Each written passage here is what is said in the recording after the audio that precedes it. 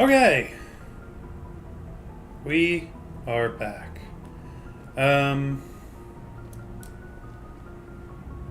Let's go do some of these fucking missions, shall we?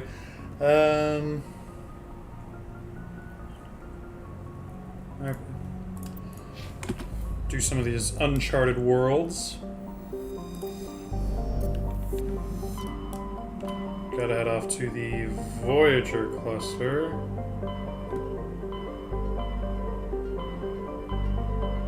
There it is. And we're gonna do Cerberus. Cool, perfect.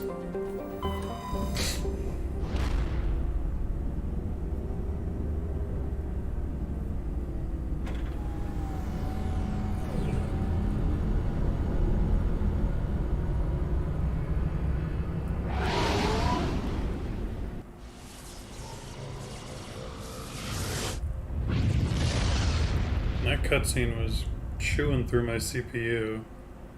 Strangely, it went up to like 60%. Oh god, fuck this one's name.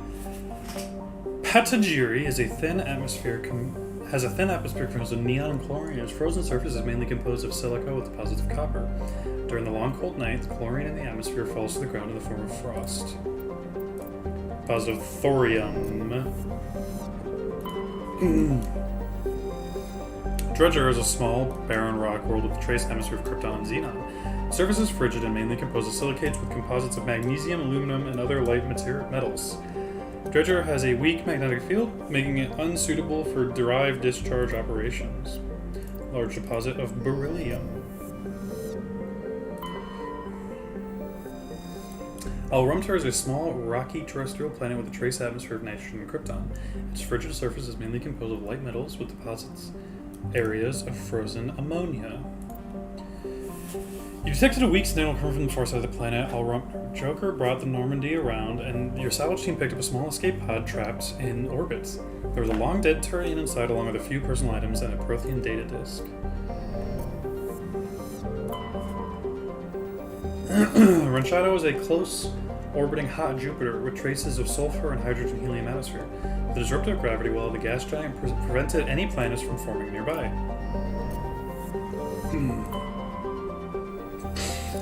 Binthu has an atmosphere of carbon dioxide with a permanent haze of toxic chlorine and clouds of sulfur dioxide that periodically drop torrents of acidic rain on the surface. Its crust is mainly composed of sulfur with deposits of calcium. Like most worlds in the Voyager cluster, Binthu has only been charted within the last 20 years by aligned surveyors. It has no known native ecology. Data about the world is surprisingly brief and generic, painting a picture of an unpleasant and uninteresting place.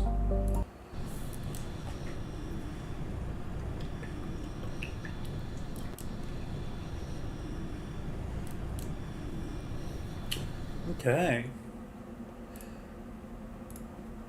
Who are we bringing? Ashley, Liara. It's the same crew I brought with me to fucking Noveria.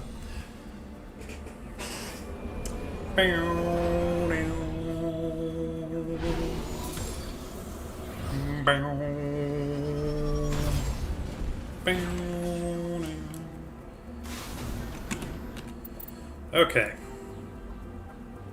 Oh, good grief. Okay, so bop, bop, bop, bop, bop, bop, bop. Easy enough. And it looks like a pretty pleasant planet to travel around too, so that works out lovely.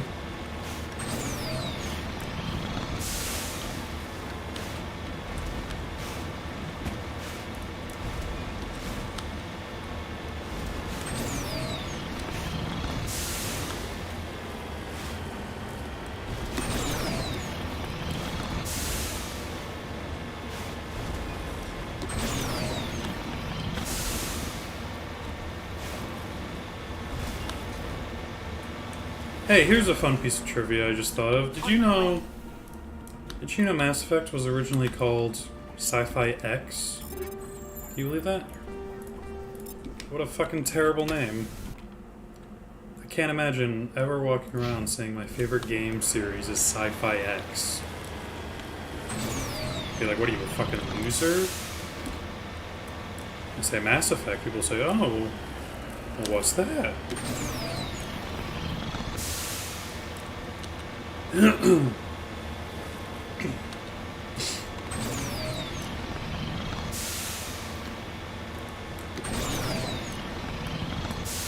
Also, these thrusters didn't exist in the original game. This was your top speed in the Mako. It's just this all the time. Which is why sometimes you'll see me still doing that, because I'm just so used to it.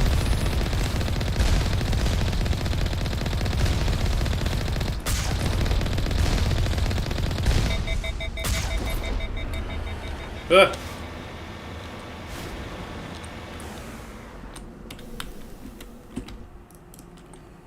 Do a quick save. Get your fucking guns out. Oh, oh.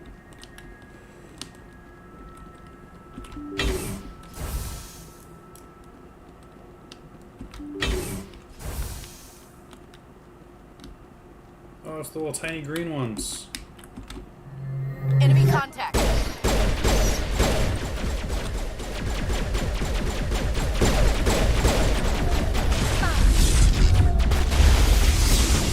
Catching you up.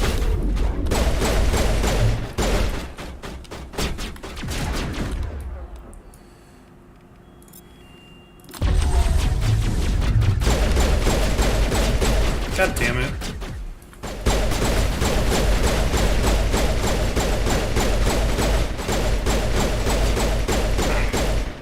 That guy was weirdly tough, too. Krogan heavy armor. Oh my god. That's not something you find every day.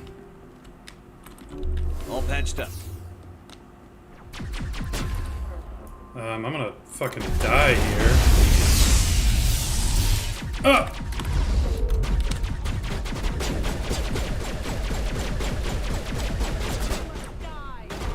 Hey, you must die.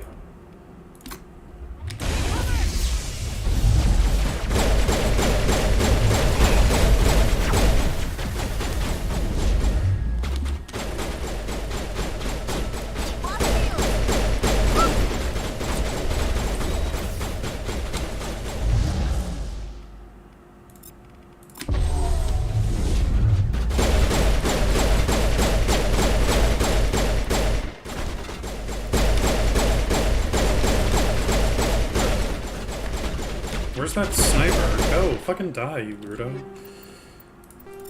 Light armor. No. Yes.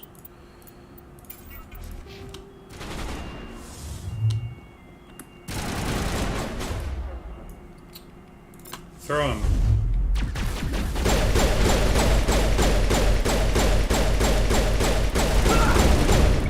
You've eliminated the threat of this facility. Continue to one of the other labs nearby. Okay, doesn't look like there's anything to loot here. Negative contacts, Commander. Oh? Looks like Cerberus has other bases on this world, Commander. Okay.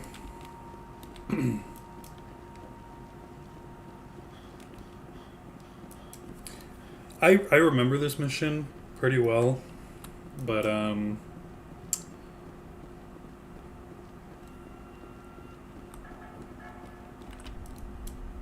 it's not one of my favorites. You know? But you know what, here's the funny thing. Since most of the game is the Uncharted Worlds, the gameplay loop of the Uncharted Worlds I think is more interesting to me. And I know I bitch about the Mako all the time. But if the entire game was this, it might be a worse game, to be honest. But I think I might like it more, you know? Because Mass Effect's always been a near impossible game series to recommend to my friends. Mostly because of how little I think of this game.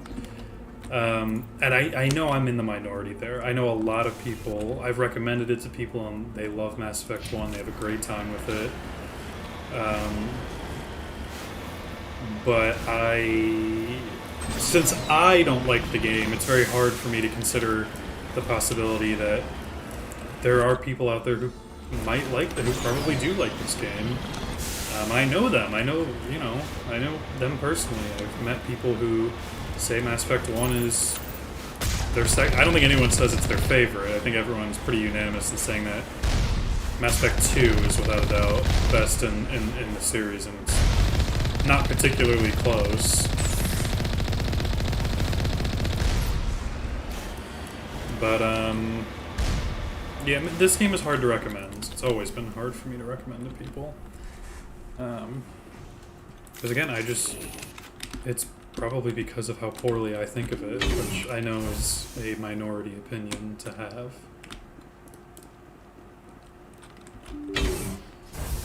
Ugh. My eyeball itches. Thorian creepers. Do I want to kill the other guys first?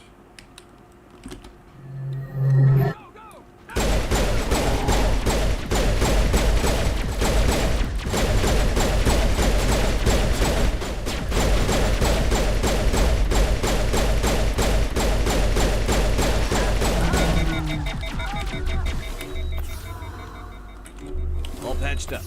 All patched up.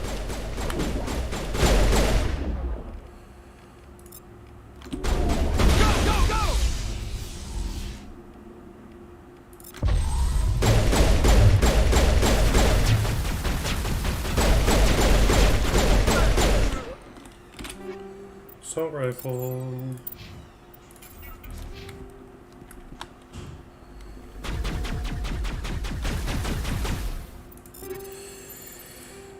No one can use medium armor. Light armor will take.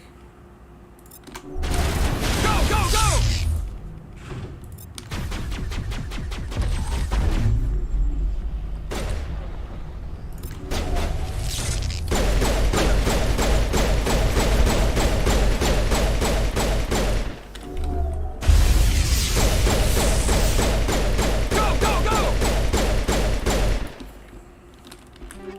Go, go, go! So you see, you get a little bit of the go, go, go, hold the line. But it's not as bad as it was, man.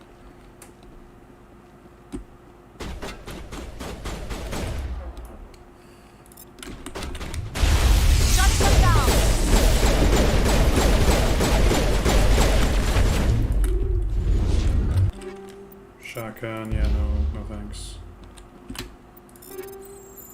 Turian.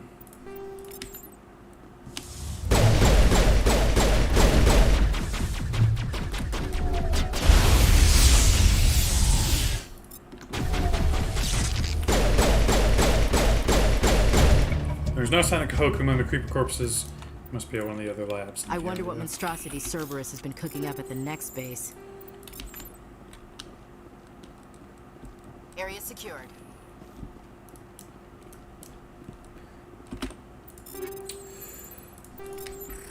Take that. There's a lot of fucking loot in this one. There's no loot in the other one.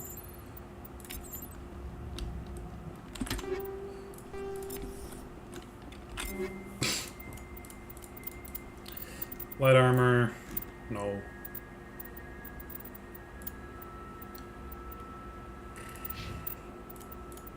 Okay.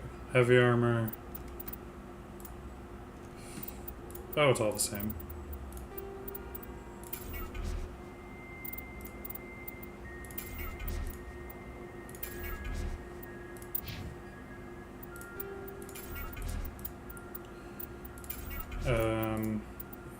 The Predator H is much better.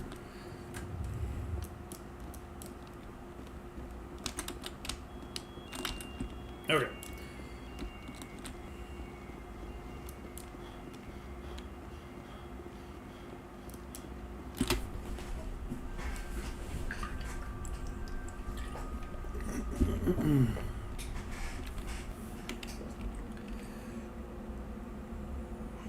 Uranium deposits.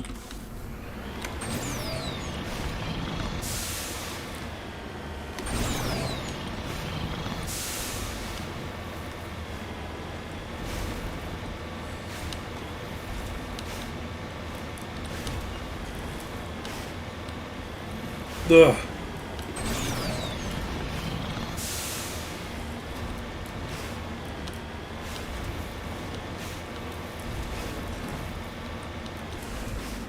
En route. Yes!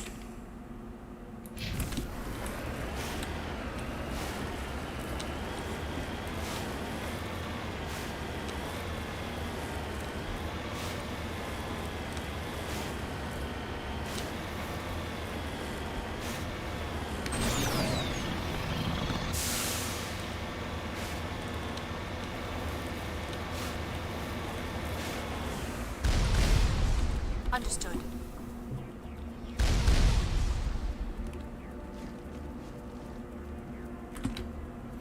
There are a few children's toys and some ragged clothes stuffed inside the top of this monument, along with a Prothean data disk. I think that's that mission done.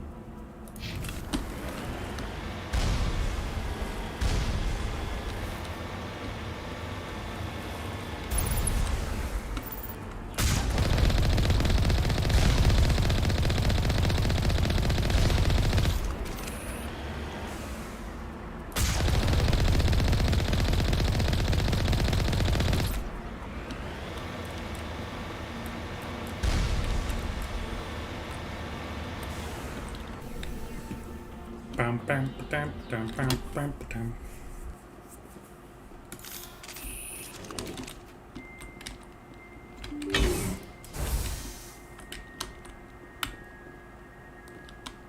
There's no fucking music, man. It's just so... I don't know. Why is there no music?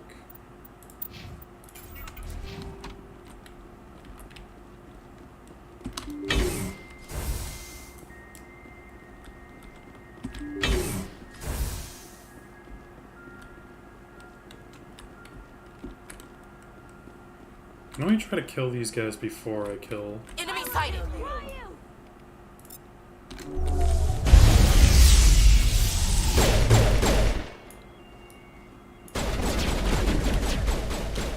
Yeah, there he is. I saw you coming around the flank, you fucking dumb bitch.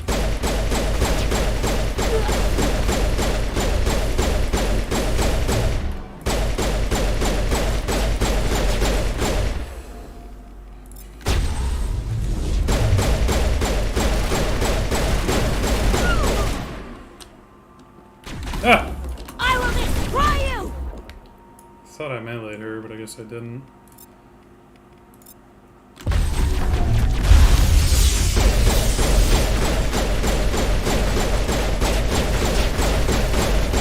What the shit?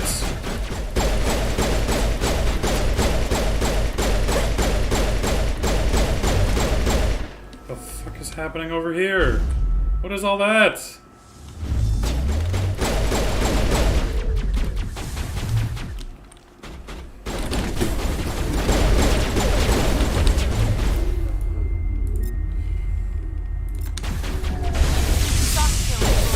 Oh, I'm gonna fucking die. There's a sniper over there, I didn't notice her.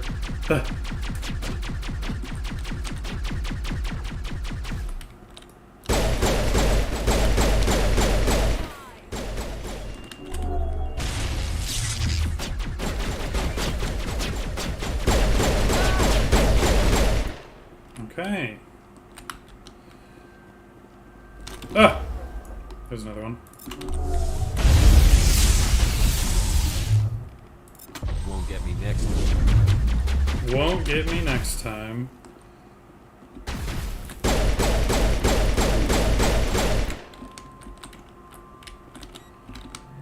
Alright.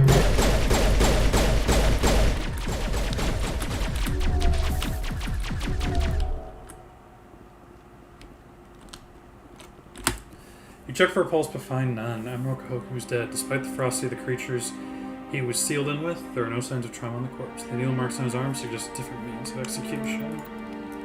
Oh, goddess. It's Admiral Kahoku. Cerberus must have tracked him down. One last stop to make, Commander. We owe Kahoku that much. Yeah, Hades' Dogs, which is a mission that's just given to you. If there's something I missed, I don't know what it is, but... What the fuck happened over here? Jesus. I think Hades' Dogs is where they want me to go next. which I don't remember. What is going on? Why is my connection so bad today? The stream has never dropped this much. No idea what's happening.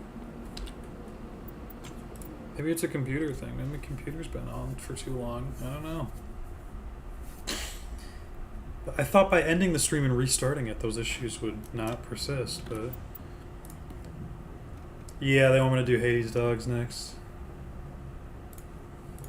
Okay. Can do that.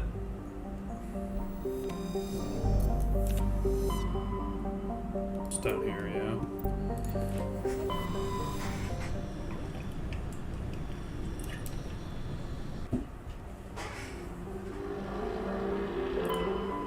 Gromar. Gromar is a rocky terrestrial world with a trace atmosphere of krypton and xenon. The frozen surface is mainly composed of copper, which deposits calcium.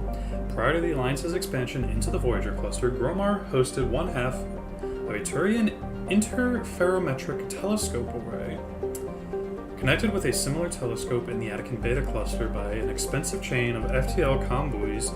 The two functioned as a single virtual lens with an effective aperture equal to 1,000 of light years between them. The Turians used this to chart the terminus systems with great accuracy. Scans of the planet Gromar revealed a derelict space station in late stages of orbital decay. A small team was able to recover some items of interest, among them a League of One medallion. Anything in the asteroid belt? No? No. Antiheater is an unusually large ice world with a core of silicate rock and light metals, and a trace atmosphere of krypton and xenon. The crust is mainly composed of water ice. The Antiheater's ice sheets show obvious signs of large-scale fracture and free-freezing, centered on a massive crater near the South Pole. A recent extranet meme suggests that a Prothean ship crashed through the crust of the planet before the collapse of their empire, and might still be recovered from the planetary core. This is perpetually the source of the planet's unusually high mass. Careful mapping of Antiheater's gravity field by orbiting satellites have proved that the planetary core is entirely normal. Deposit of samarium. Anything in this asteroid belt? No? No. Clogia is a hothouse terrestrial world with a dense atmosphere of nitrogen and sulfur dioxide. The surface is scorching hot and mainly composed of iron with deposits of gold. The core of Clogia is very hot and tectonically active. Volcanic eruptions are common, and outgassing continues to add to the density of the atmosphere. The largest active volcano has a caldera nearly 100 kilometers in diameter, and its basalt floods have covered an area roughly the size of the Earth continent of Australia.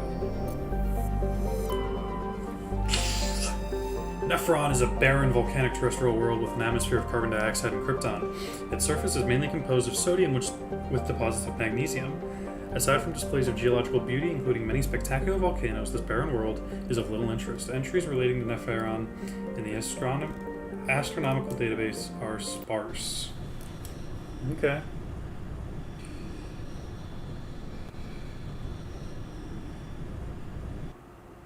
Oh gosh, who are we bringing? Tally and Rex.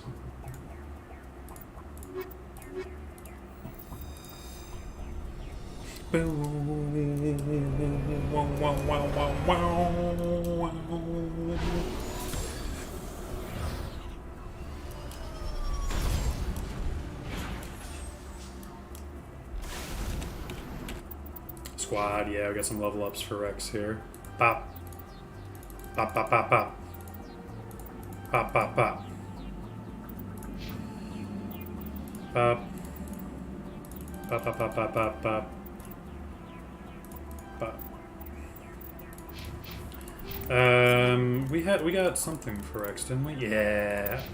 Yeah. Oh god, it's really quite ugly actually. Oh, good grief. Abandoned camp. Well, I don't know what that is. So we go bop, bop, bop, bop, bop, bop, bop. This might take a minute. There's a lot of stuff on this one for some reason.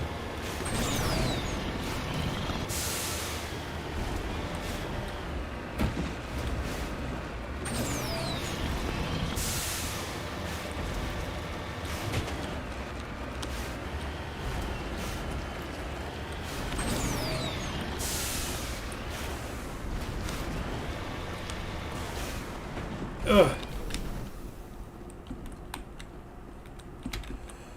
Thorium.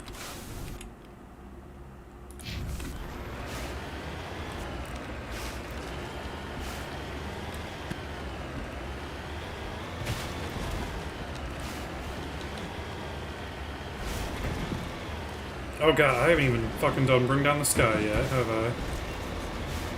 Jesus Christ. I'm never gonna do... I know there's a mod I could get to reactivate Pinnacle Station. Never gonna do that. I played that mod once and I was like, this is terrible. And I never touched it again. It's really quite bad. There's a cute idea, but implementation was not very good.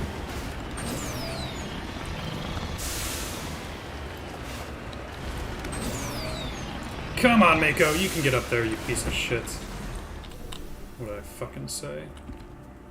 Positive platinum.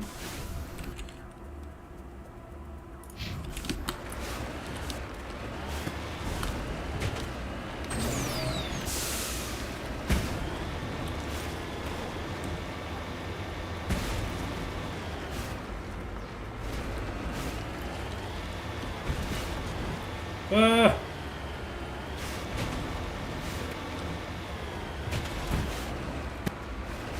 God, we had like 3 planets in a row that were all fucking dreams to drive around on, and now we're fucking back to nightmares.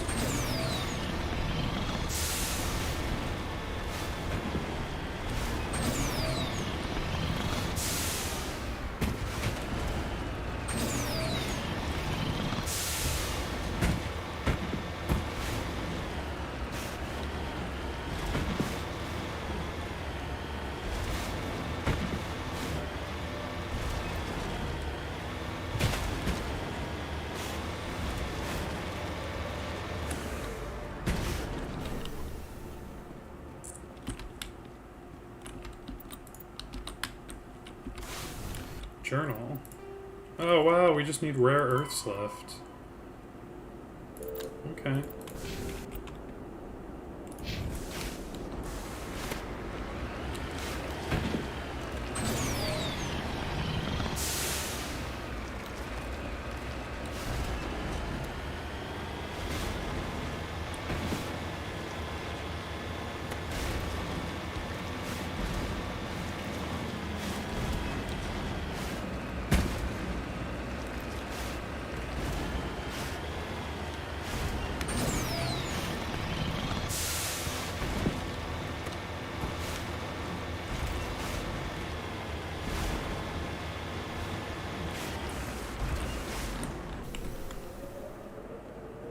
I need chapstick. Maybe after this planet I'll get some chapstick.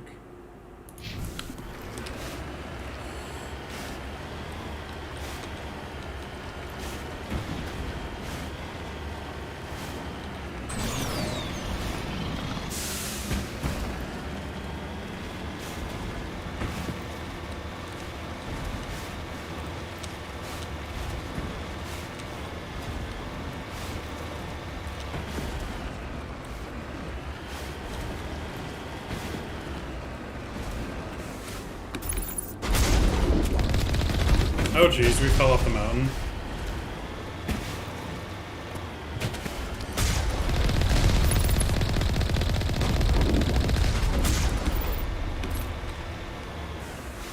Fuck did that guy go?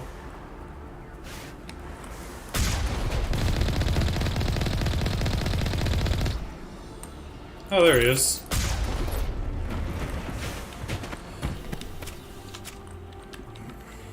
Alrighty. Shotguns? Yeah, let's go.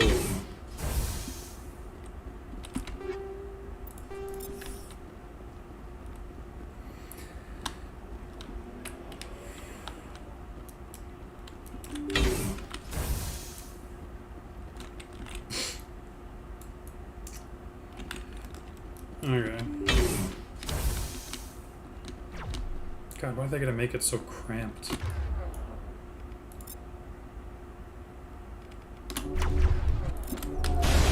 Don't kill me.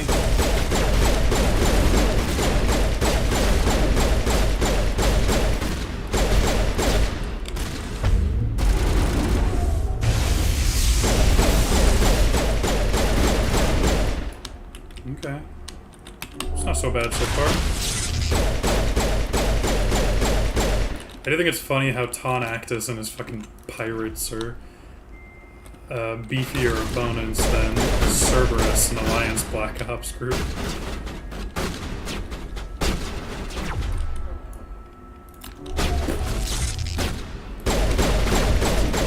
Shields down. Oh, there's so many snipers, man. This is just frankly absurd.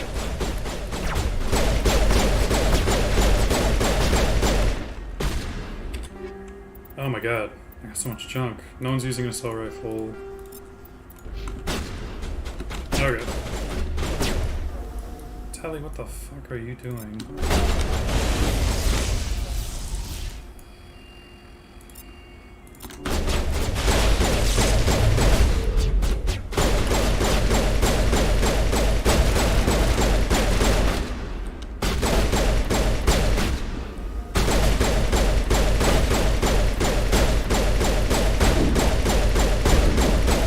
Oh, I'm gonna fucking die.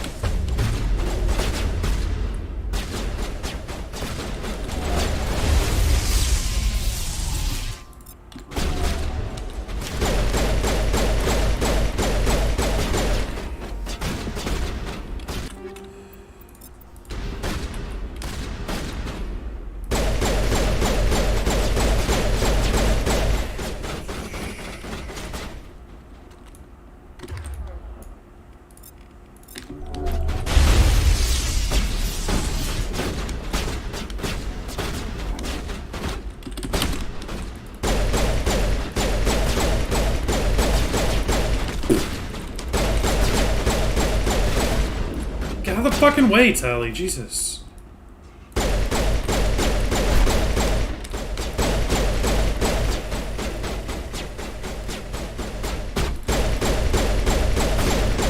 Jesus Christ. God, that was obnoxious. Shotgun will take.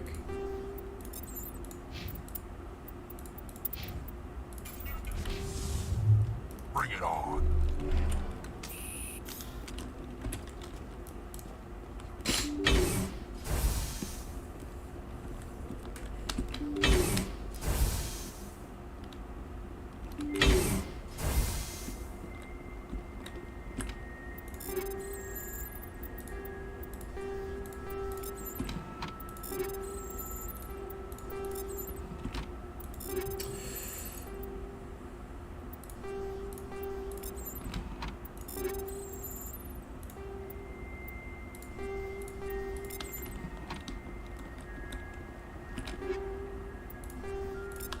Hey, if I wanted to grind Omnigel, this would have been the place to do it.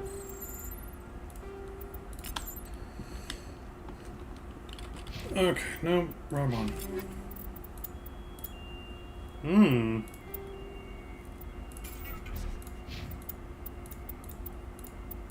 Ah, I got two that are better than what he's got. None that are better than what she has.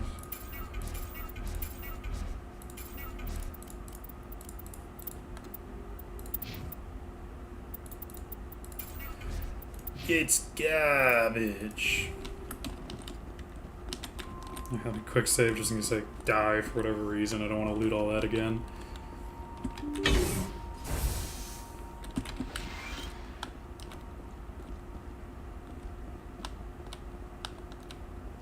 You cautiously press a few buttons, an alarm chimes. The optical database is flashing itself. Quickly, you copy as many files in your hard internal computer. Its memory wiped, the computer shuts down. The files are sure to be encrypted, but you've got time to crack them. Let's go!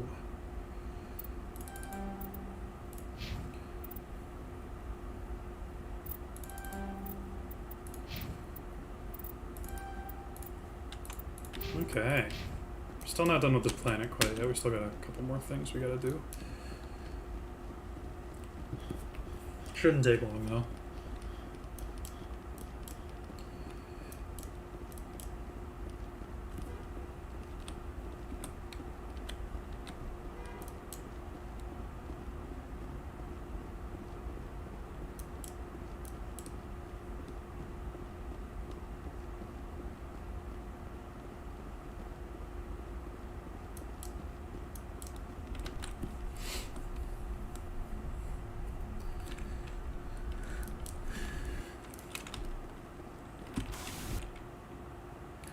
Alright, so I think there's probably a Thresher Maw in that warning area.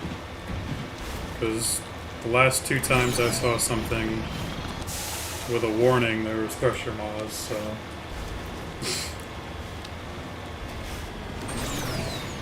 It's good experience.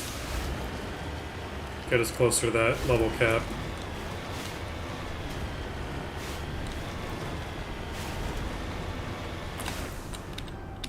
Redeploying.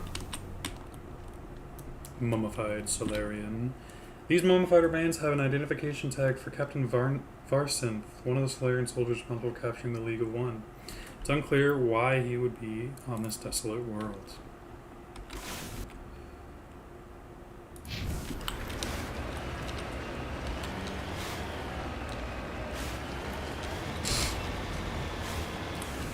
Oh yeah, this looks like a fucking arena for a Thresher Maw.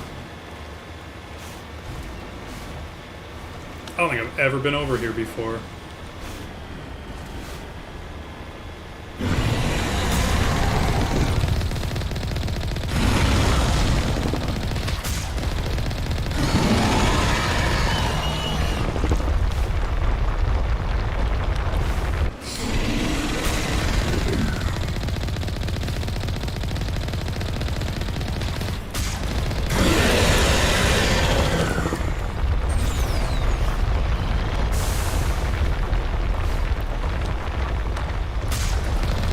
God damn it.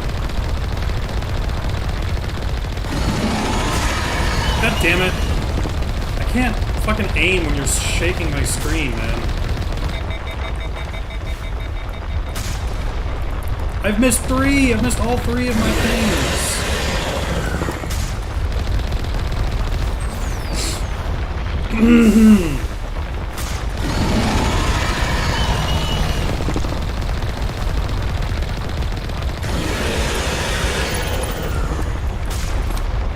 Fucking missed? Are you serious?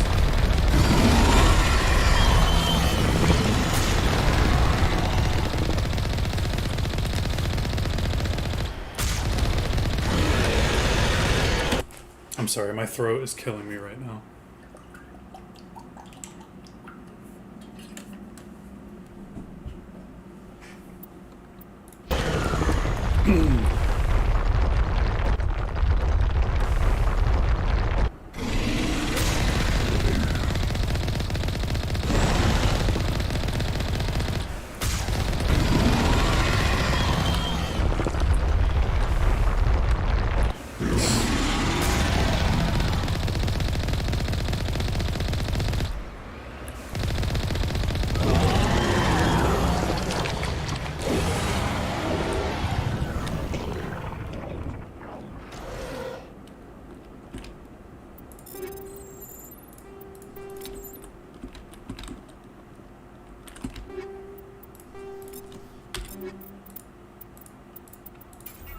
Wasn't even worth it. A bunch of junk.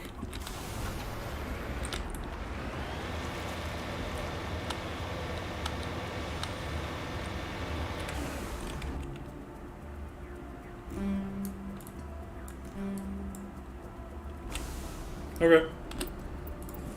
We're done. Oh yeah, I was gonna get chapstick. I forgot. Give me a sec.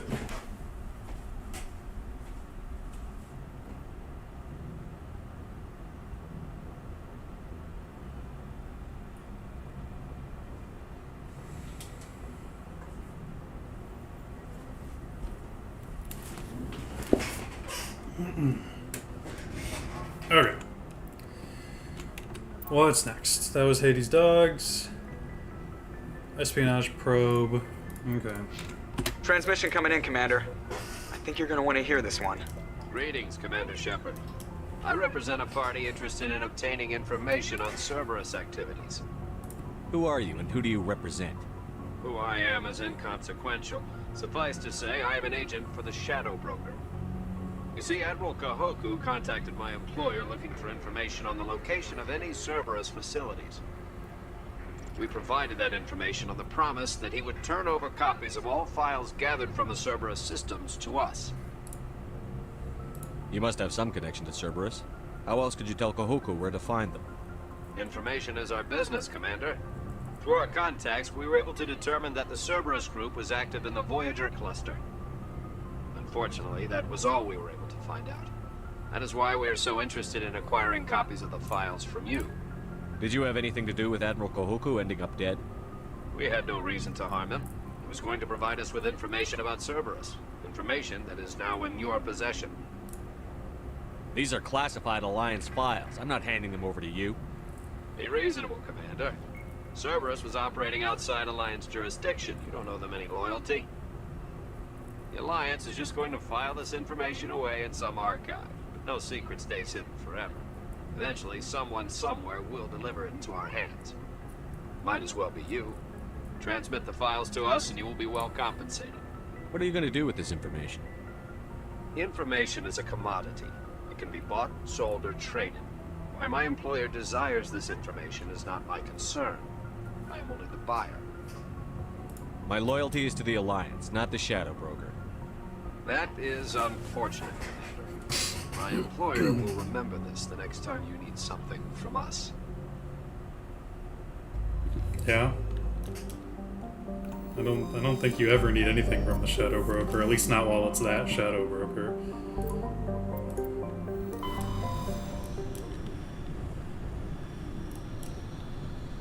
Commander, incoming signal from 5th Fleet HQ on the Citadel. Commander Shepard, something uncomfortable has just come up. In the First Contact War, we fired a lot of espionage probes into Turian space. We just received a mission complete burst from one of them. Where's it been in the meantime? No idea.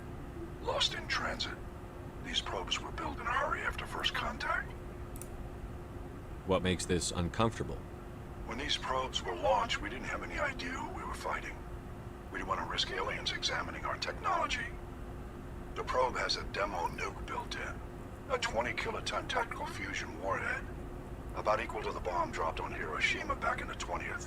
If somebody finds that probe, tampers with it, you don't need me to finish, Commander. I understand this must be handled, but I don't have anyone trained to deal with this sort of thing, sir. I know. I wouldn't ask if it wasn't important. These probes have been classified for 26 years. The Council will call fusion bomb booby traps dangerous and irresponsible. The Alliance would face censure if they find this probe. I'm asking you because the Normandy can get on site quickly and quietly. It's in the Voyager cluster. It's in the Voyager cluster. That's the opposite side of the Alliance from Turian space. How did it get there? I don't know. It's possible someone recovered it safely and brought it there. It's also possible it got very badly lost. It could have been wandering the relay network since the war. We'll get on it immediately, Admiral. And we'll be discreet. I appreciate that, Commander. Good luck. Fifth Fleet out. How's all left pan too? What is with this fucking game and the left panning of fucking certain dialogue? Tramar is a standard hydrogen and helium gas giant with traces of methane and nitrogen in its upper atmosphere. Sibin. A small rock and ice planet, Sibin has an extremely thin atmosphere of hydrogen, sulfide, and ethane. Its frozen surface is mainly composed of magnesium and silicates with deposits of iron. Sibin's crust contains significant probes of green serpentine, a mineral formed by volcanic activity. This suggests Sibin was a more geologically active world in the distant past. While scanning the planet Sibin, you discovered a large mine grid in geosynchronous orbit. With help from Navigator Presley, your recon team recovered a small unmanned probe marked with a Quadium outpost insignia.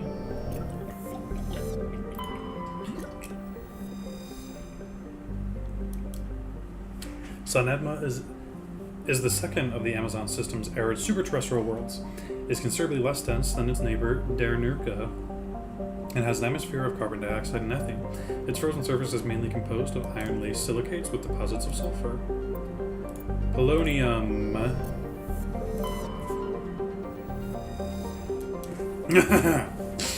Dernurka is an enormous terrestrial world, nearly twice the size of Earth. Its environment is similar to that of Mars, arid, and a mix of craggy basalt highlands and sand-scoured deserts of iron-laced silicate dust. Dernurka's atmosphere mainly consists of carbon dioxide and argon, but the planet's mass is great enough that measurable amounts of helium and even molecular hydrogen remain trapped in the atmosphere. The planet's gravity well is deep enough that it has collected nearly a dozen small satellites, most captured asteroids. Its surface is scarred by many large impact craters, marking the final resting place of other captured asteroids. Agebinium. Agebinium is a small terrestrial world with an extremely thin atmosphere of carbon dioxide and krypton. Though the planet has a sufficient mass to maintain a much thicker atmosphere, much of it has been blasted away. The red giant Amazon is a long-period variable star, currently at the nadir of a 16-year cycle. At peak, its energy output doubles, lashing Agebinium with intense heat and radiation. The crust is mainly composed of aluminum, with deposits of tin. Much of the surface is coated with fine silicate dust, which easily penetrates the smallest cracks to foul machinery. Don't want to see that.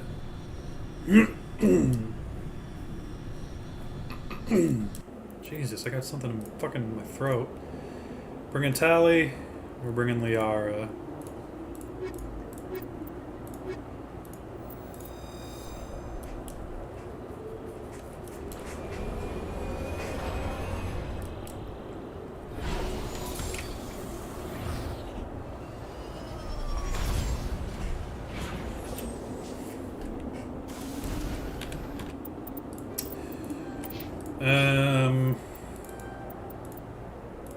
Yeah, it's just her, I think. Do I have anything to give to anyone? Nope. Oh, Jesus. I feel like it's only gone up. The amount of shit I need to grab. So how do I want to do this? Do I want to go bop, bop, bop, bop, bop, bop, bop?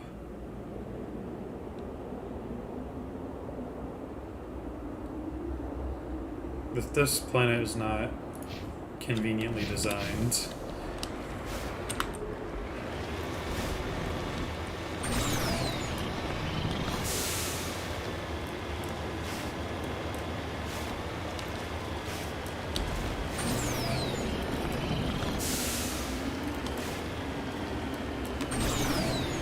Because I kind of want to just do the quest and then leave. I don't really want to do the quest and then fart around on the planet again like I did with the last one.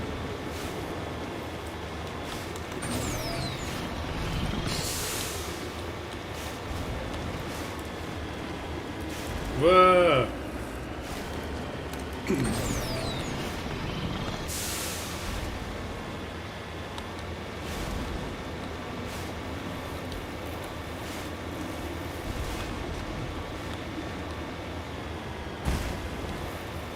Corpse.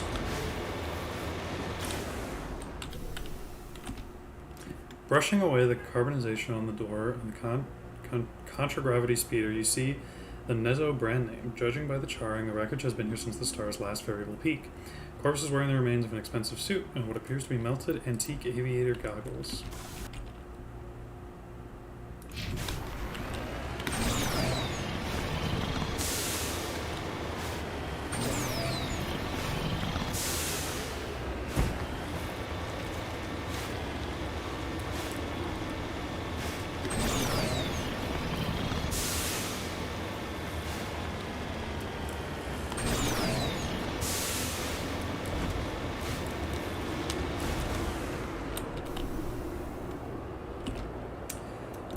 The body is a long way from anything and appears to have been here for quite some time. On the body is a book of drawings, including one of the Saglar outpost insignia.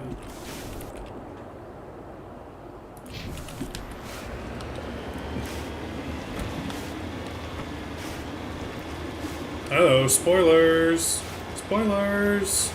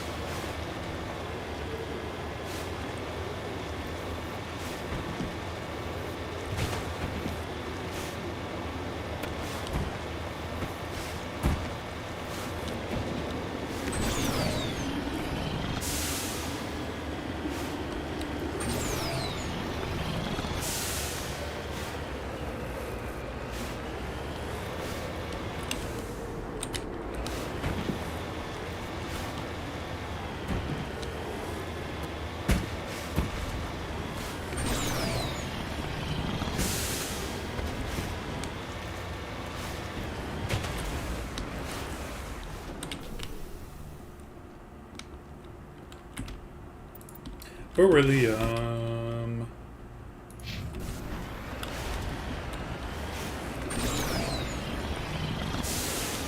Oh, good grief. How are we gonna get the fuck out of here? This might be a leave planet and come back to planet situation. Because this looks asinine to try to get out of.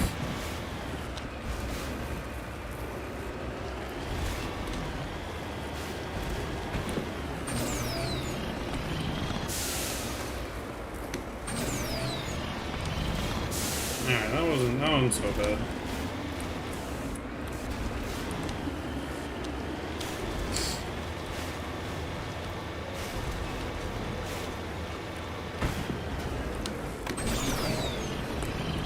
Here we go.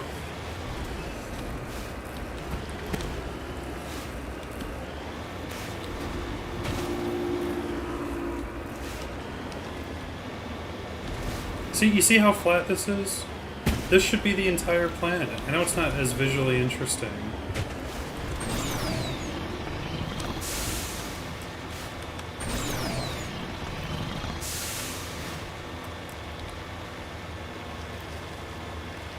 That looks really nice.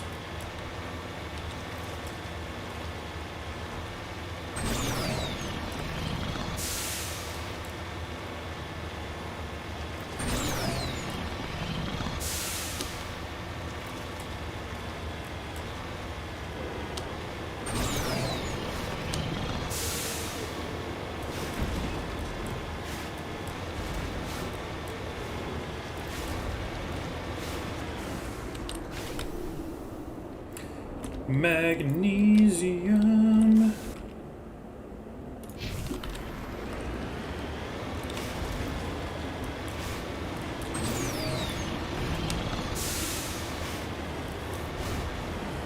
I realize there's no reason anymore to grab these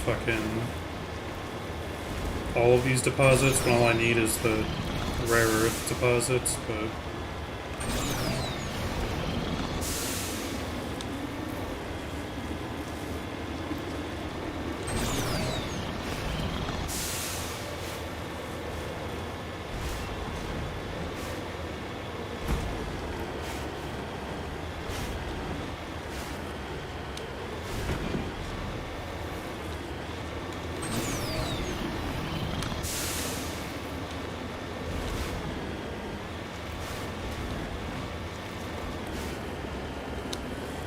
God damn it, is it really up this fucking mountain? Fuck you. Alright, I was expecting that to be a lot more of a pain in the ass to try to get up. Samarium!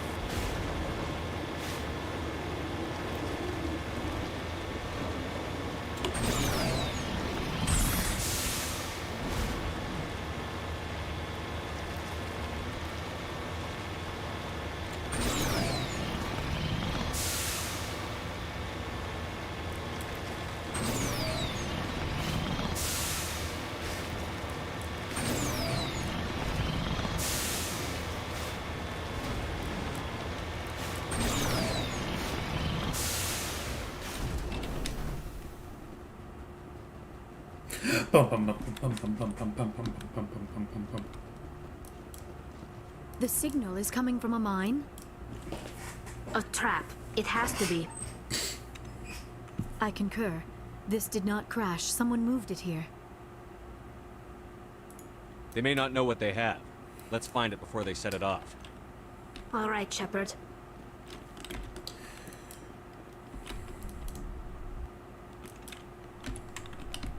Move!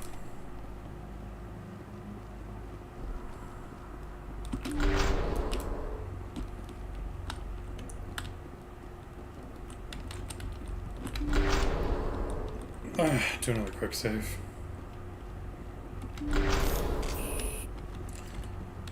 Oh, I don't think there's any patties in here, actually.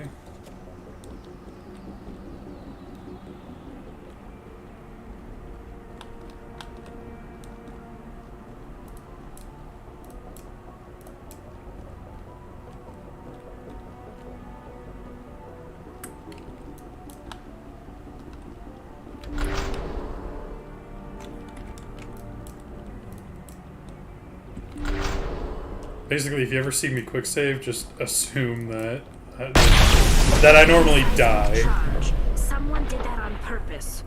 Shepard, at last. And if you were ear raped by that, so was I. Have we met? My name is Ilanos Haliat.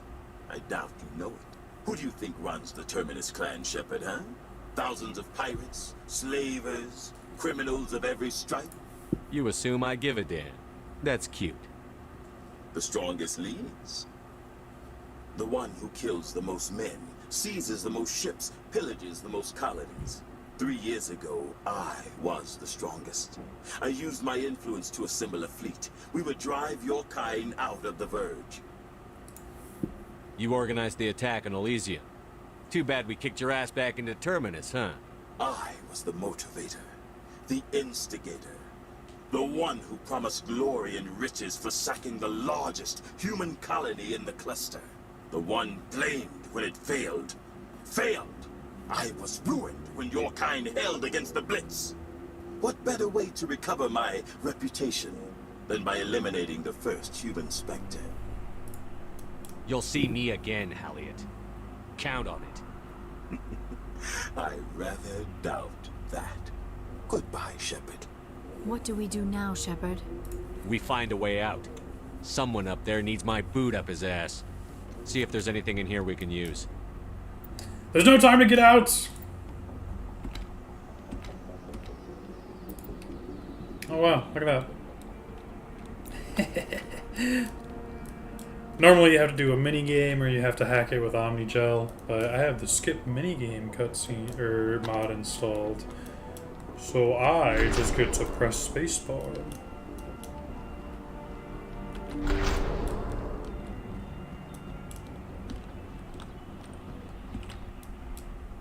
This is the most interesting a lot of these Uncharted World missions get, and it's just because you get ambushed. And you don't have to fight with the... You can't fight with the Mako! Oh no! Actually, your Mako's just chilling down there. They stole it from you, which I think is really fun.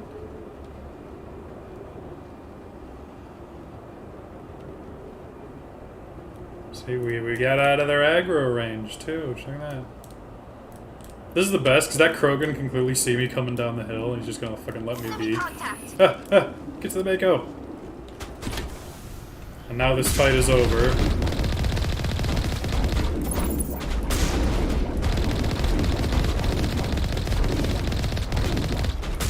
Shouldn't have left the Mako unattended, you morons.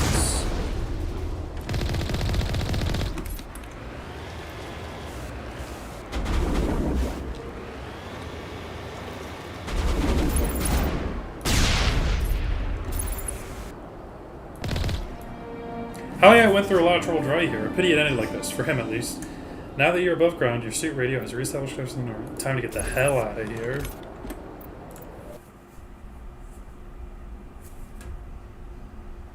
What is going on? Why am I dropping so many frames? That's so bizarre. I wonder if it's my VPN. My fucking ExpressVPN tends to act up a lot. I should probably switch to a different VPN, because Express does not always cooperate. Hades Gamma, do hostage. Okay.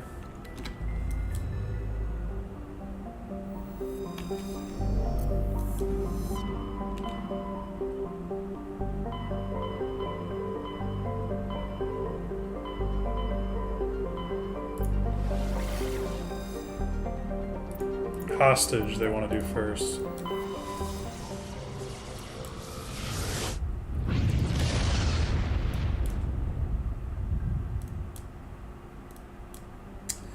Okay. Nepnu.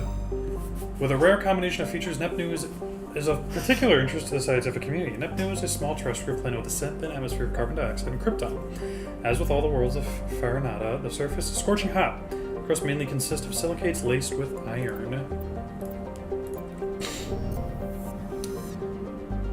Anything in this asteroid belt? Other than that ship?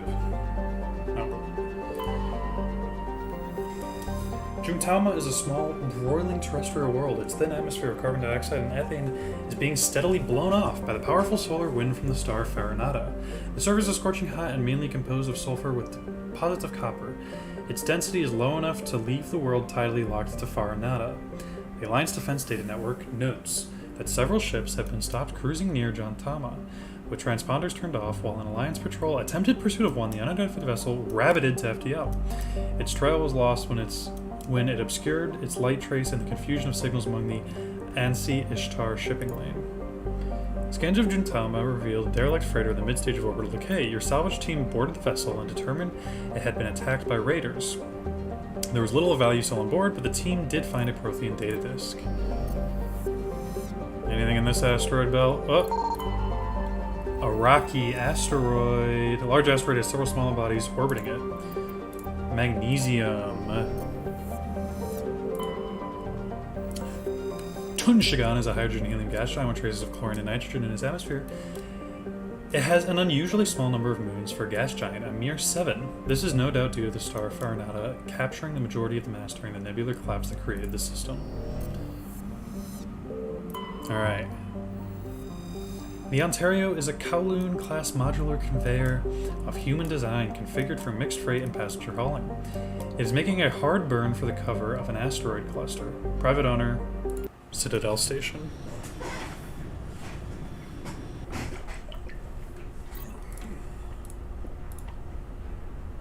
Tali and Caden. I know exactly what mission this is, and I tend to have a hard time with it. You know what's funny? Most of these missions on these fucking ships I tend to have a hard time with because they are too cramped.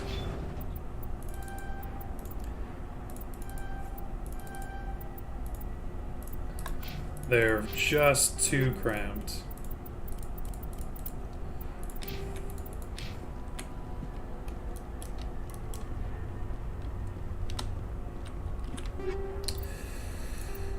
Assault rifle, sniper.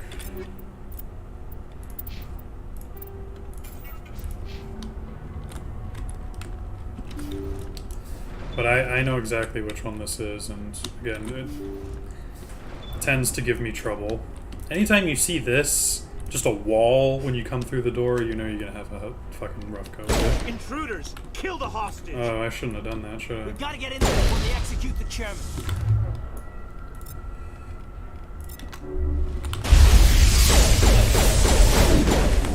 Oh, good grief.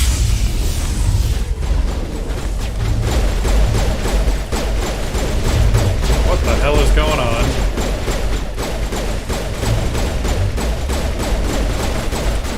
To me.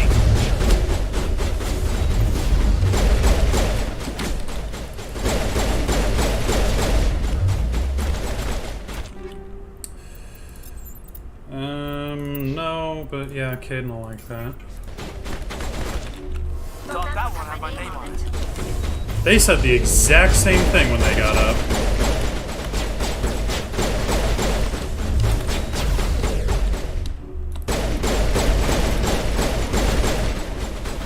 There's what, 2 more? 1 more?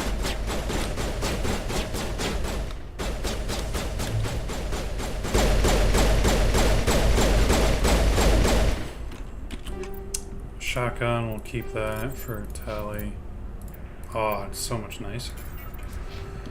Yeah, I'm aware. I have 2 minutes left. Give me a fucking minute. There's not that many. I still have plenty of time to loot.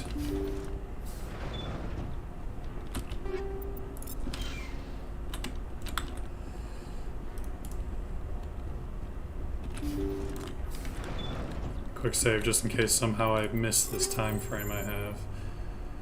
Light armor can go away, assault rifle and sniper rifle can both go away. Excuse me, guys. What the fuck was that? See how it is? You write letters and everyone ignores you. Force is the only thing people appreciate. So how about if I kill Chairman Burns and finish this charade? Please, I was trying to help you people. Let's not do anything we're all going to regret. Why not? What have we got to lose? Since the chairman here decided that we didn't get reparations, we've got nothing left to live for. But I've changed my mind. Seeing you all, it's clear that you all deserve... You had your chance.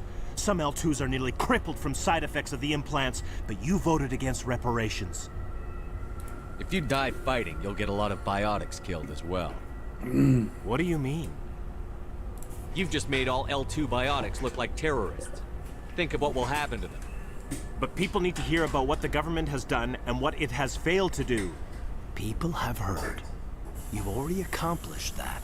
You don't need to die for it.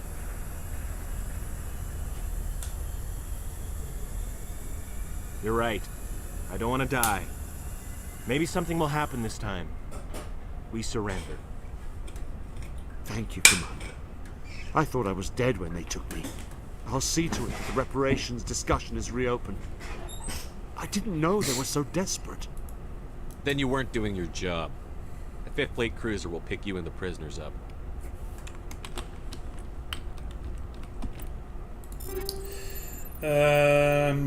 Shotgun we'll hold on to. Yeah. You know what? I remember that mission being a lot tougher. But I think it's just the biotic spam in the fucking cramped hallways.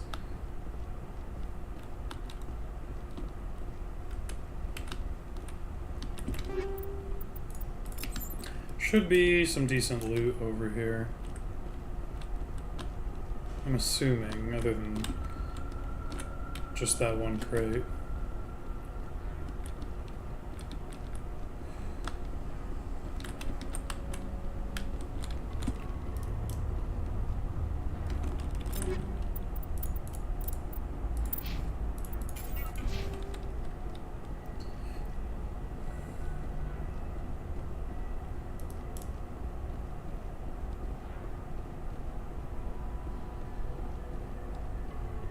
There's no party banter in this game, in Mass Effect in general. There kind of is in like certain missions, but not for the most part. Alright, where to next? Hades Gamma, missing survey team. Okay. Message coming in. Patching it through. Thank you for dealing with the hostage situation, Commander. Chairman Burns was quite impressed by the way you resolved the situation peacefully. Your assistance above and beyond the formal duties has been noted, Commander. 5th Fleet out. I took my left fucking headphone off. I can't even fucking hear him. Why are some fucking... It's always the last line, too, that he has. Is always just fucking left hand.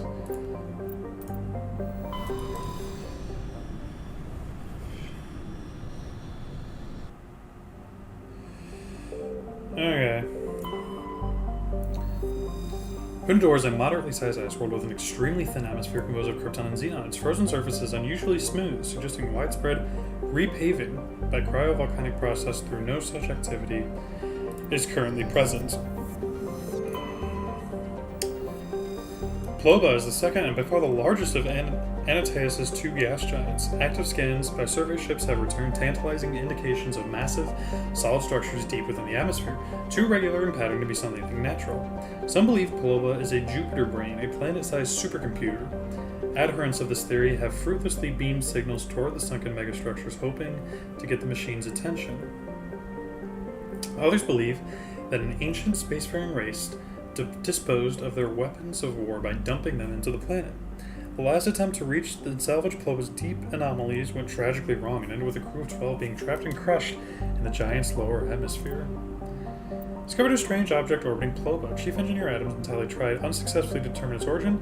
They did find one of Matriarch Tolenaga's writings. Edmos is a strange standard hydrogen-helium gas giant with traces of methane in its atmosphere. If Treven's terraforming is successful, it is expected that a helium-3 fuel refinery facility Further system will be set up here. While scanning the planet, Atmos is just a large concentration of hydrogen. During the initial survey of the Antaeus system, only a single flyby probe was spared for the small scorched world of a gecko. It revealed a planet unusually rich in heavier elements given its size. A gecko is a standard terrestrial with a thin atmosphere of krypton and xenon. Its crust is mainly composed of magnesium with deposits of cobalt and other heavy metals. Due to extremely rough cratered terrain, starships are discouraged from landing.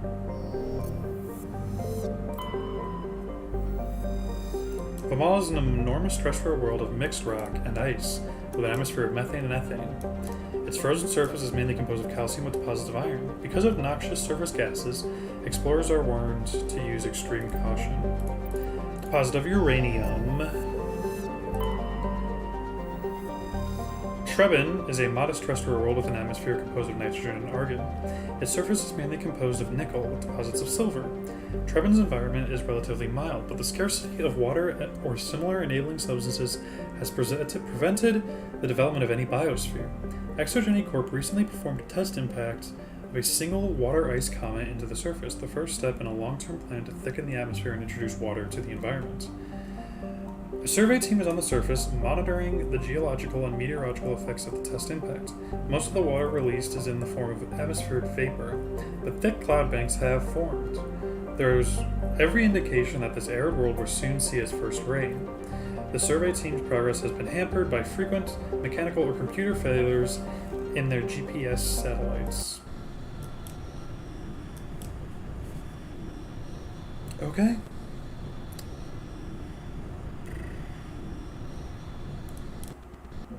Who are we bringing? Bring Kaidan and Garrus.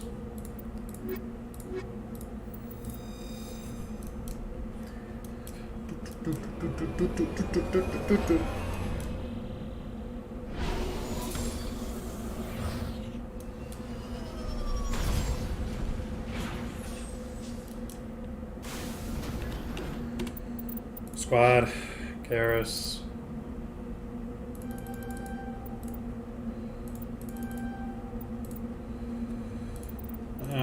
I have something for you, Garrus. I know I do. It's heavy armor for a human. I could have sworn I had armor for him. Another fucking Thresher Maw? Bop, bop, bop, bop, bop, bop. I'm getting tired of fighting Thresher Maws.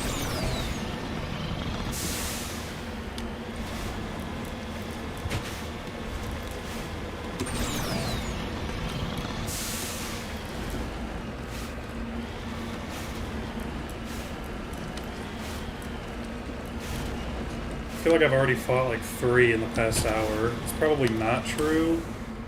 That's what it feels like. Those look like little rabbit shits. Plutonium! Yeah!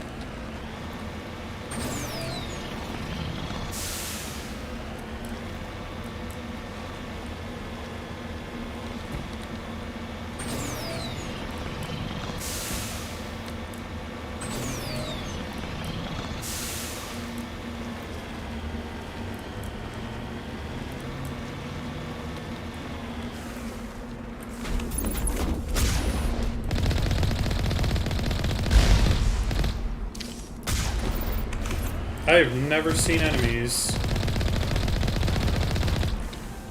at these before. That's very interesting. Makes sense, though.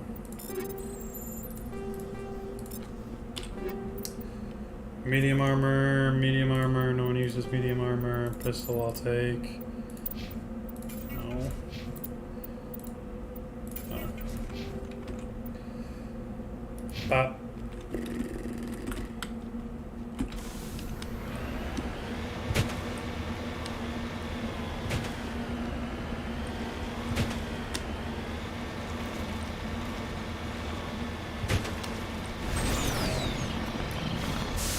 You know what I really need? And I think the Steam sale's over. I don't even know if this item was on sale. I need a fucking racing game.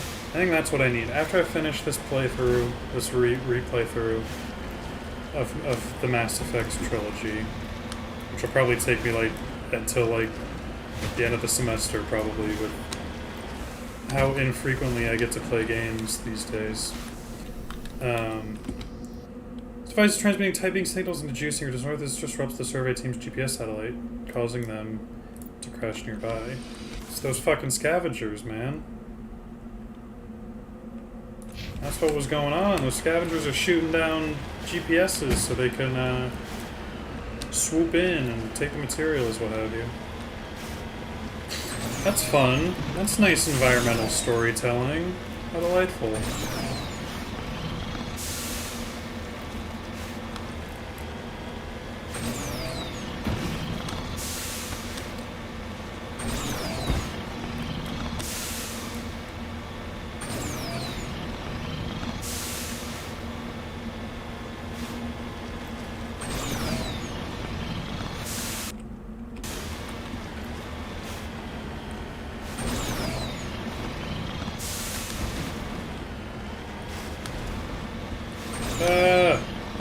Spoilers! Spoilers! Look the other way.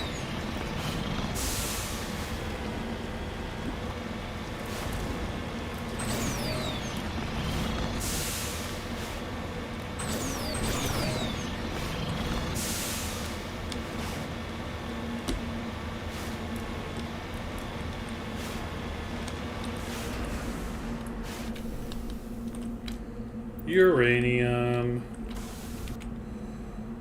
Okay, let's go fight a fucking Gresham mod.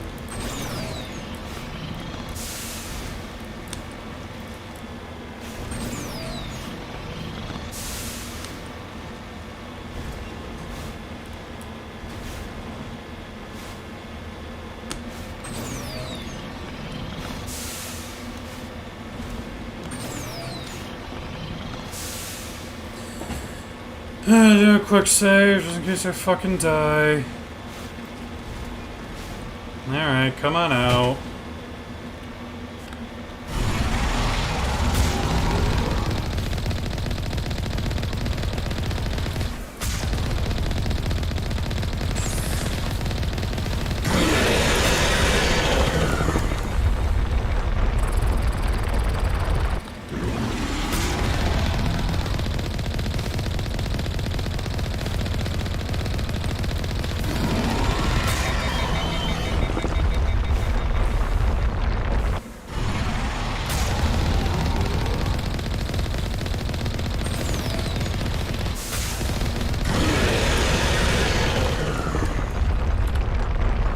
Okay.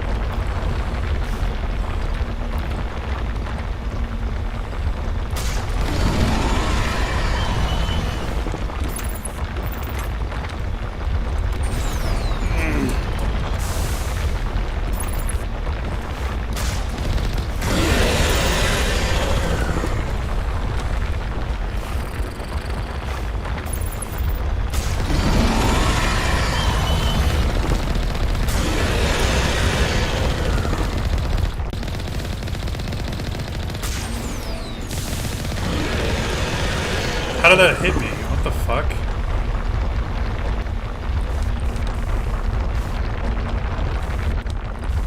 What?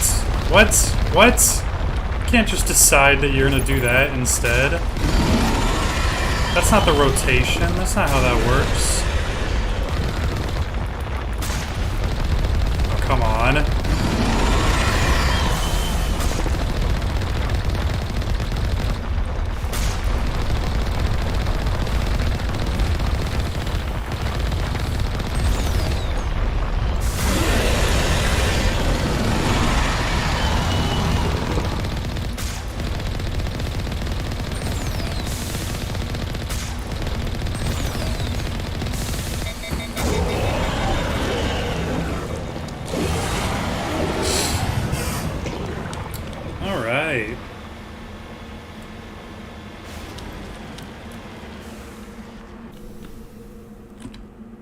There are no signs of any survivors. The pod is empty, except for a small tattered flag marked with the Nemines Colony insignia. The minis, probably.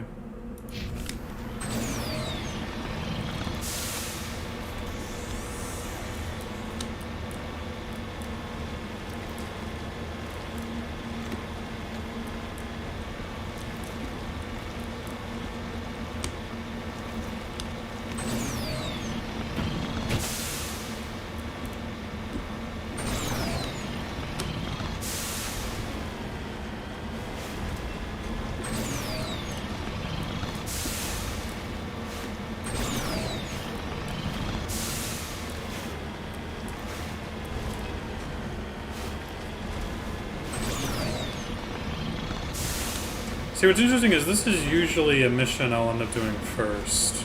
This will usually be Where like is everybody? one of the first things I'll do after leaving the Citadel. Is this mission.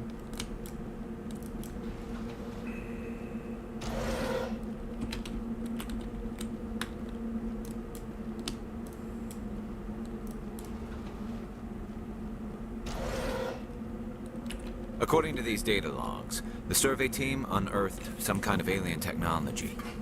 Guess we should head to the excavation site then. Mm-hmm.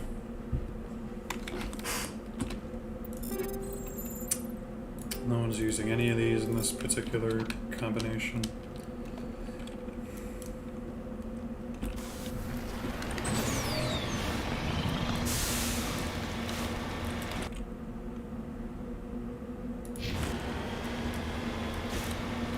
I know I was already there. I don't know why I did that. I didn't have to.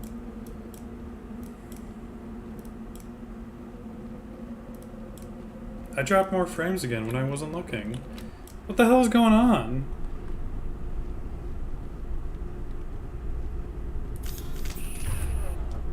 I understand I don't need to have like a flawless stream where it works perfectly 100% of the time. No one's fucking watching anyways, but still.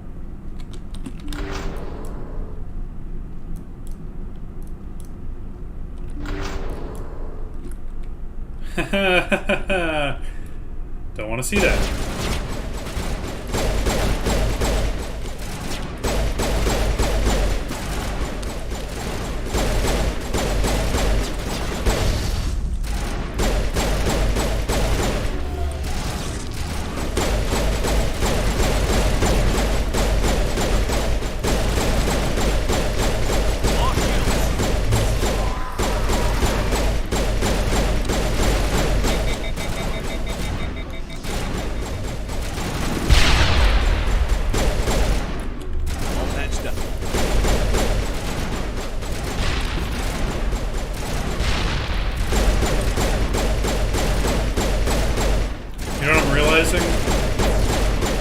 That one mission where I kept dying to the husks, I didn't throw a single grenade once.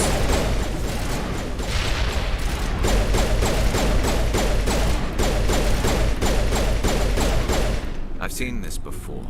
Machine cultists. The survey team must have unearthed some alien technology that turned them into mindless fanatics. Whatever they found, it's long gone now.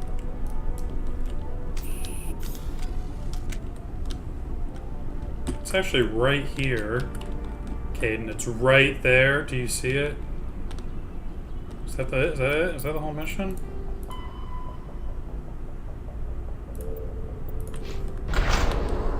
Ah! Scared the piss out of me. Guys!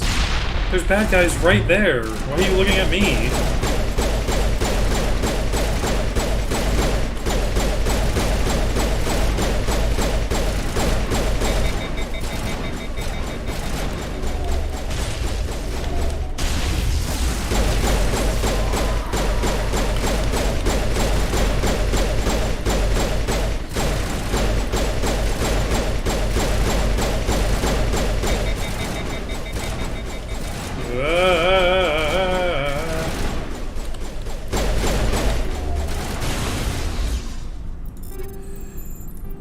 Shotgun, light armor, he's on medium armor, so that's not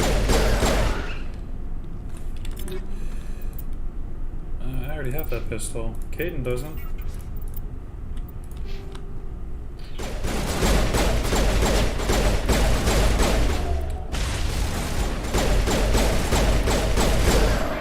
That accounts for all the Oxygeny survey team. They were converted into cybernetic husks by devices similar to those used by the Geth on Eden Prime. How they came to be buried on the frontier world so far from Geth territory is a mystery. Bring it on. I wonder if that dialogue changes if you do this mission after Vermeer. Probably not. I would guess not, but that's the gun we're already using.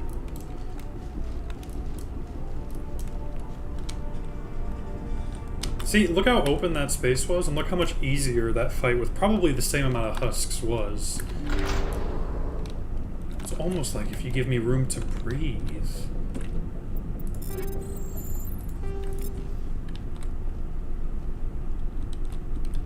Excuse me, Garrus, why would you stand right there in the walkway?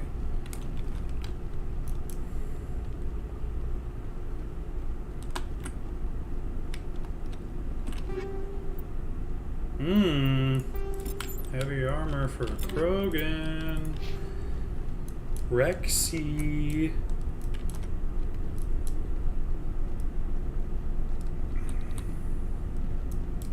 I should have played a soldier. I never play soldier. They're so useless, though.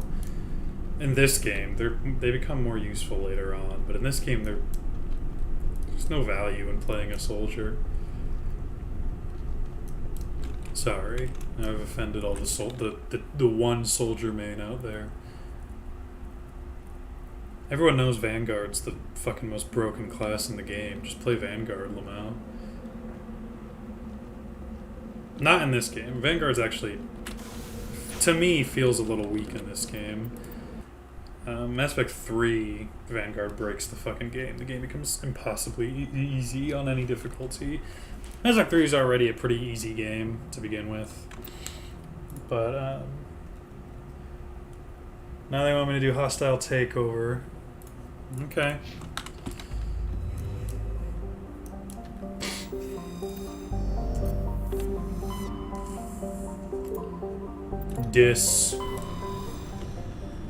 Still have a lot of Uncharted Worlds left to do. I feel like I'm close, but I'm to the end, but I'm not.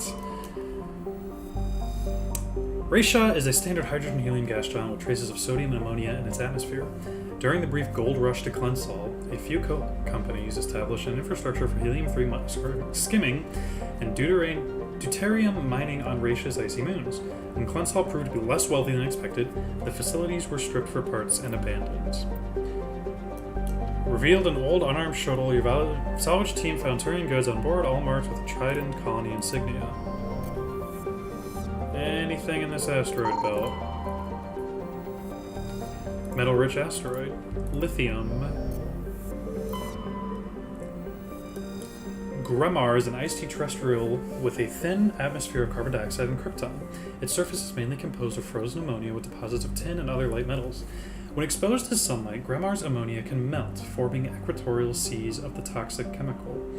This has allowed a profusion of simple fungus and lichens to evolve in the low-energy environment. A byproduct of their metabolism causes them to glow very faintly.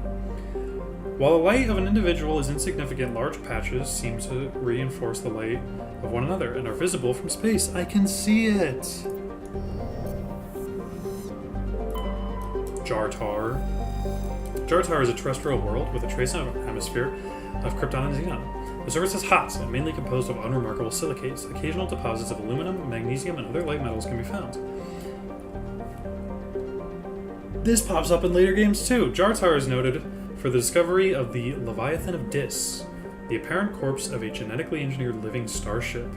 The Leviathan was found at the bottom of a crater by a Batarian survey team and estimated to be nearly 1 billion years old. It disappeared after a visit to the system by a Batarian dreadnought 20 years ago. Since then, the Batarians have steadfastly denied that the Leviathan existed at all, and all the more vociferously when shown recordings of the corpse made by Solarian researchers. Dude, who had the fucking thesaurus up when they were writing these? Nearum is a terrestrial world with a thin atmosphere of methane and argon. Its frozen surface is mainly composed of basaltic rock. Its most prominent feature is the Elos Rift Valley, a long volcanic divergence zone that stretches across half of the northern hemisphere. Positive something on a nearby moon. I didn't read it. Clunsall has a thin atmosphere of carbon dioxide and ethane. Its first geological surveys were performed by Batarians and suggested areas of great mineral wealth. Human mining concerns spent billions of credits hustling to the distant system and seeking test spores to claim the system for humanity. But Clunsall had only an average level of mineral wealth valuable. But hardly worth the Russian expense. Merida Industria, a small Mexican company, hoping to strive it rich in their first extrasolar mining venture, had to file for bankruptcy protection. Investigation revealed the Batarian crew had deliberately falsified their surveys, hoping it would encourage human rivals to invest in a costly boondoggle. While unethical, this was not technically illegal, and the Batarian government disavowed the personal actions of a few misguided patriots. The planet is still littered with abandoned mining bases, which are often used as temporary meeting places for criminals.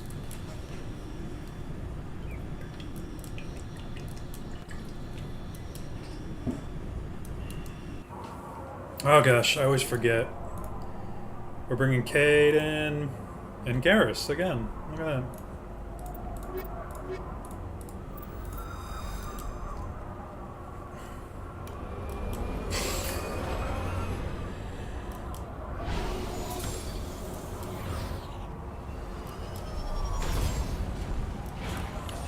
Alrighty. Oh, good grief. Bop, bop, bop, bop, bop, bop.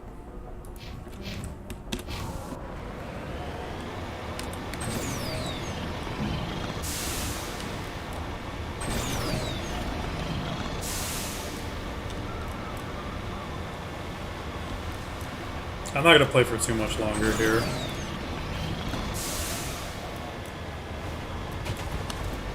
I want to do some just a little bit of homework before I go to bed. And then,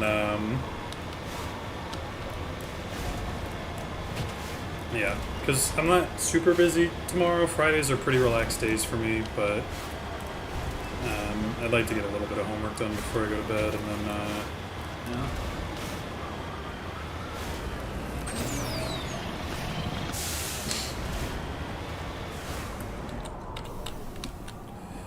Beryllium.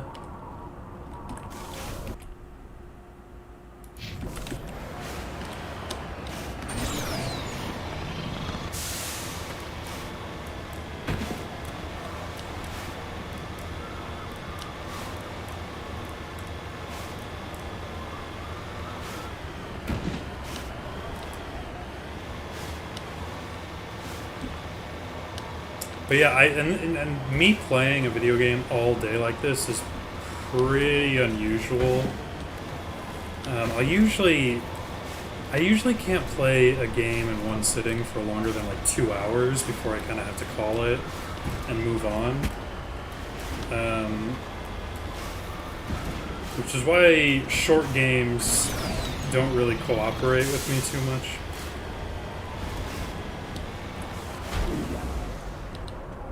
Are you fucking serious? You can see me from all the way over there, dude. The dead traveler has a League of One medallion where he found it, and what it was trying to do with it is unclear. Dude, I'm impossibly far away. How the fuck can you see me? I can't even get a hit on you, dude.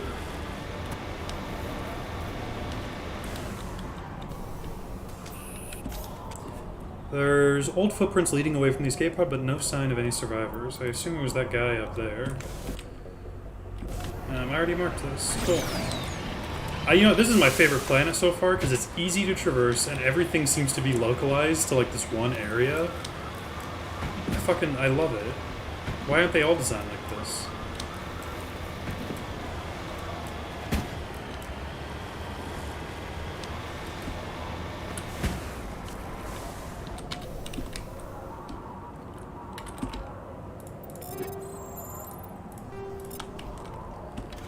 Okay.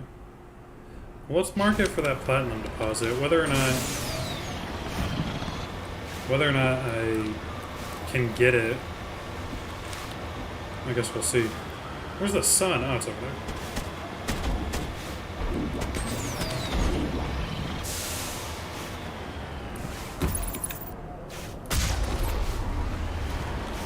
Sorry.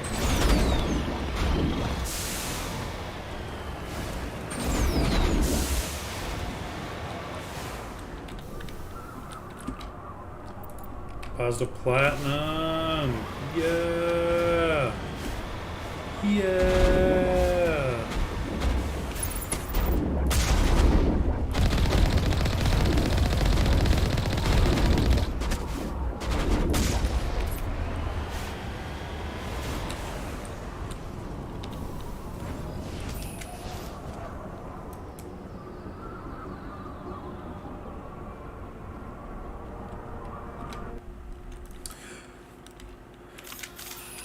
Get your fucking guns ready, dudes. Medium Krogan armor. Man, fuck out of here.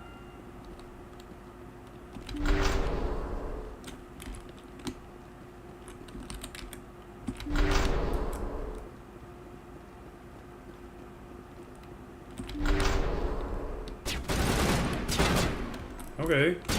Slow down, guys. We just got here. Ah, sniper!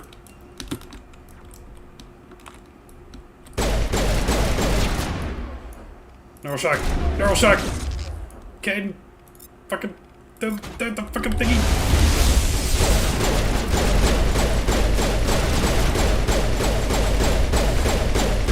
Oh my god. What is happening?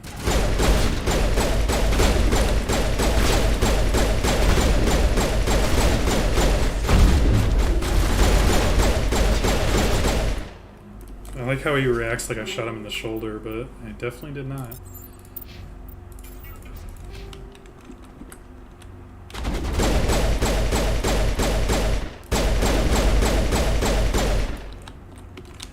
Okay. What's up, dude?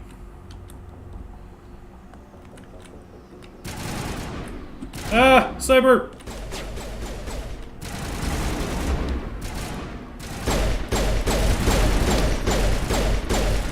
I killed him. Oh, they killed Caden. No, Caden.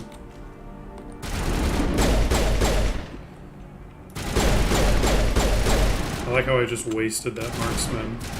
Marksman doesn't last for very long, to be honest. I'm ready.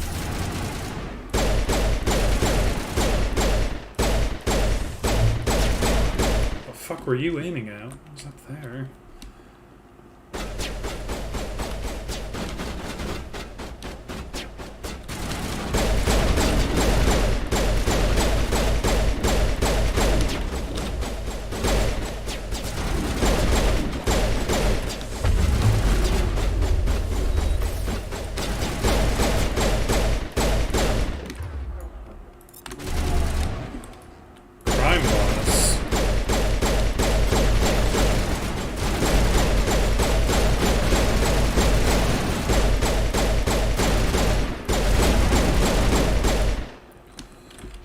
Oh, God damn it. Why do you and I have...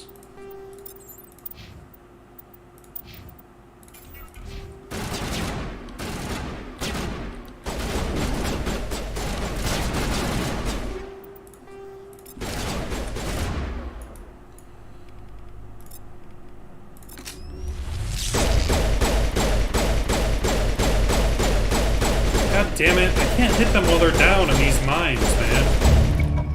Helena was right. These guys are quite the apparition going. That's all going to change. One down, just one more to go. Nope. Okay.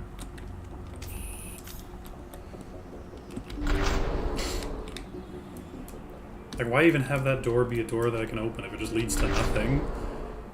Just don't let me open it. Was he supposed to be chilling in here? I think he was. Shotgun, fuck off. Shotgun, fuck off. Shotgun, fuck off. No. Okay, the rest is garbage. Okay.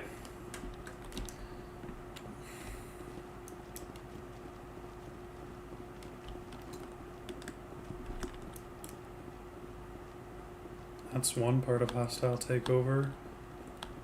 Done. Ooh, can I get to that? Can't get to that. Oh, it's just fucking set decoration. God damn it.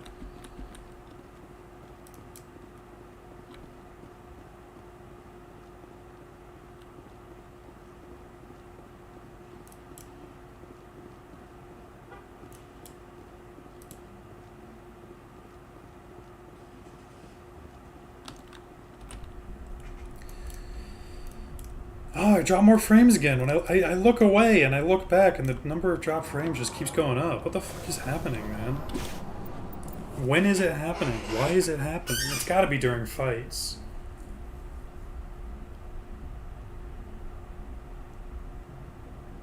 Why do I just lose connection?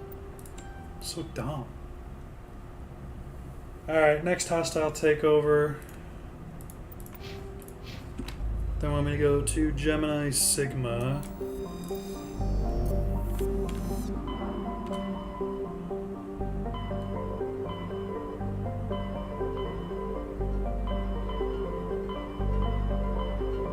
Oh, it was fucking right there. I was looking right at it. Jesus fucking Christ. Oh, I'm so stupid.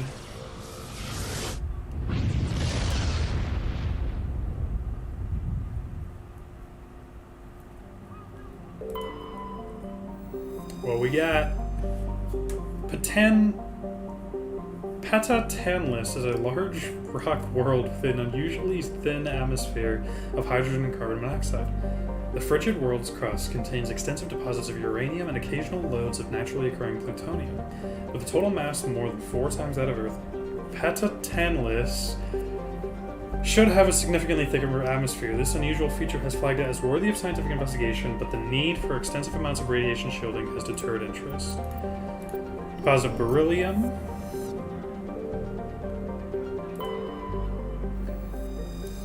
A standard gas hydrogen helium gas giant, Farkrothu is only distinguished by its moons. Several dozen of them have been sculpted into the likeness of an arthropodal alien race not yet known to Council science. Radiometric dating suggests the moons were worked over 500,000 years ago. Paravan is a small, unremarkable rock world. The surface is scorching hot and mainly composed of calcium with deposits of aluminum. Paravan's low mass has left it tidally locked to the star Han. If there were any resources of value, mining stations could be established on the relatively temperate Twilight Band. Skins of Paravan revealed an unmanned station in geosynchronous orbit. Your salvage team found no evidence on the origins of the station, but they did find one of Matriarch Tilanaga's writings on board. Huntington is a Jovian-sized gas giant with a standard hydrogen-helium atmosphere. Traces of methane give the planet its distinct cobalt blue tint. Spectral analysis indicates its extensive ring system is mostly composed of ice crystals. Huntington has an exceptionally powerful magnetic field, which creates strong radio interference throughout the inner system.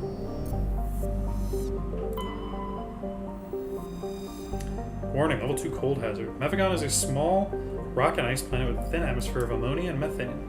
The surface is frozen and mainly composed of tin with deposits of potassium. The planet has a rudimentary ammonia-based life form, mainly concentrated around geothermal vents deep underground. Severe storm cycles are common due to limited visibility. Navigation may be difficult.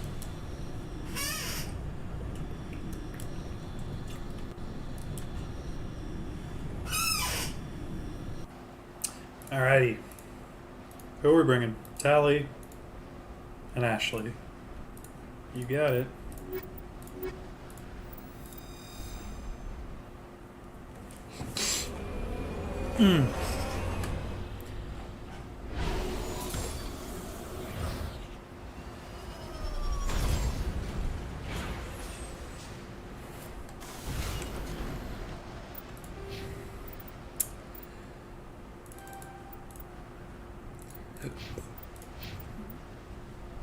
Okay, equipment.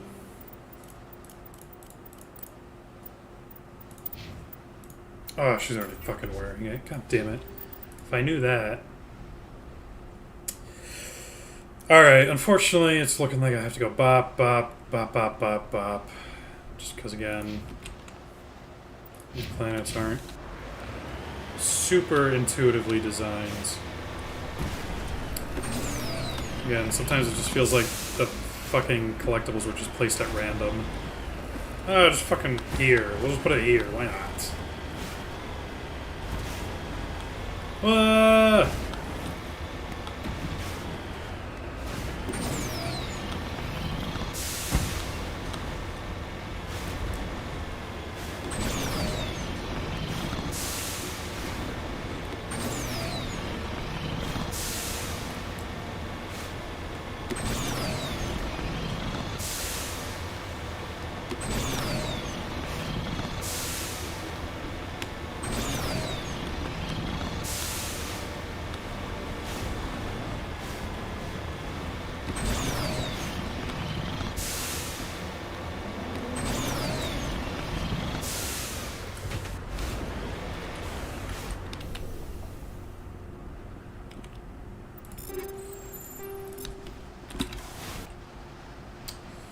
Abandoned camp.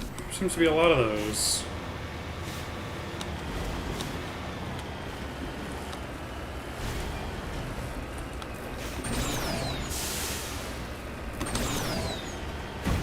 Whoa!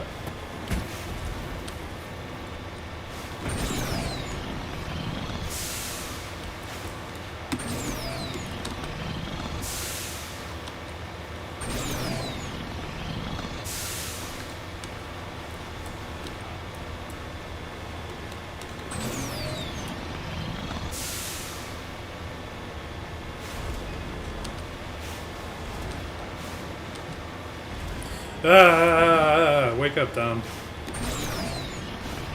Fucking sleeping with my eyes open there for a little bit. Jesus. It's like when I'm going on a road trip in real life.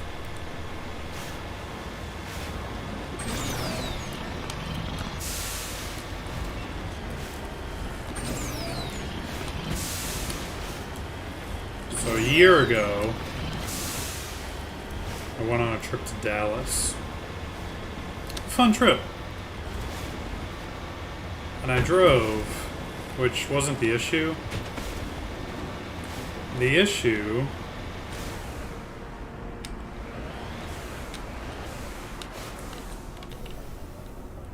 was, it's like a 15-hour drive straight through. So I was kind of falling asleep a little bit at the wheel. But I got there. I got there, goddammit.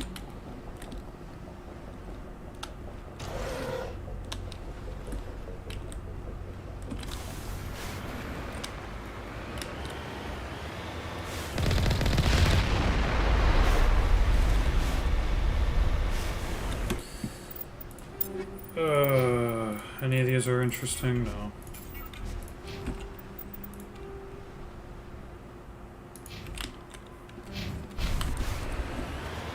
Alrighty. And I made the unfortunate, and I shouldn't have done this. I don't know why I did. Well, here's the issue. I tried. I drove straight through, and I didn't, and I left at like 2 a.m. and I didn't get any sleep. Maybe an hour or two. But I barely got any sleep before I left. Which was stupid, and I knew it was stupid, but I was just like, fuck it. I just wanna be there. So I said fuck it, and I just left.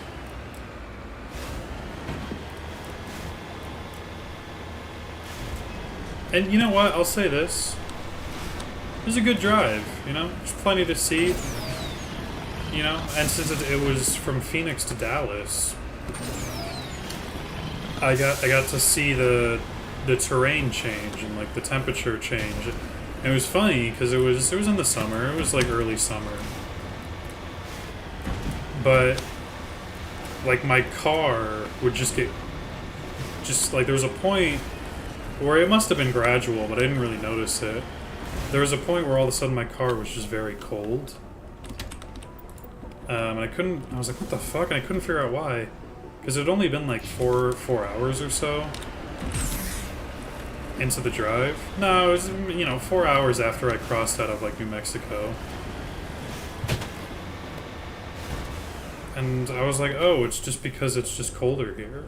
So I don't, it's not 80 degrees anymore. I don't, at fucking the dead of night, I don't need to have the AC on anymore. Discovered several small artifacts. Among them is an identification tab on Captain Stranaka, one of the Solarian soldiers charged with hunting down the League of the One. What is the League of the One? Have I been told what that is yet? I don't think so.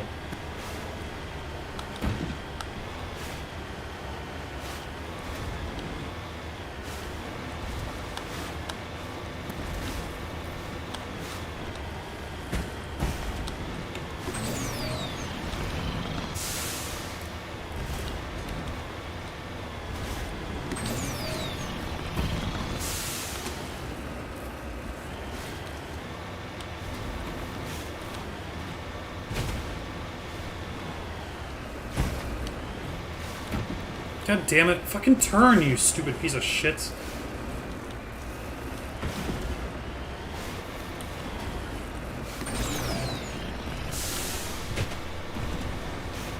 This planet is fucked.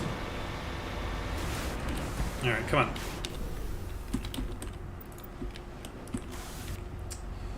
I don't know when I'm gonna stop playing. Probably soon. 9:30. I don't know, we'll see.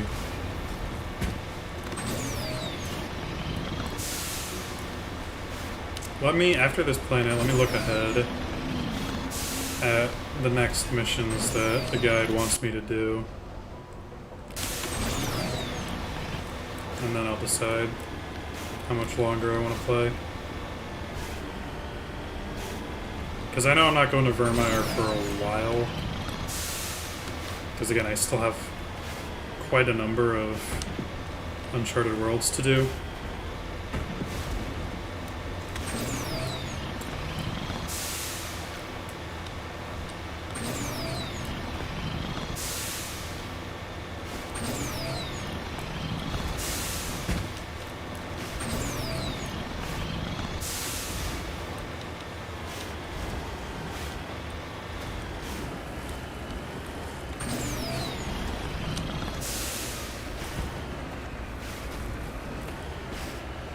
Oh, hello. I saw you on the minimap, but I didn't think it would spit me out that close.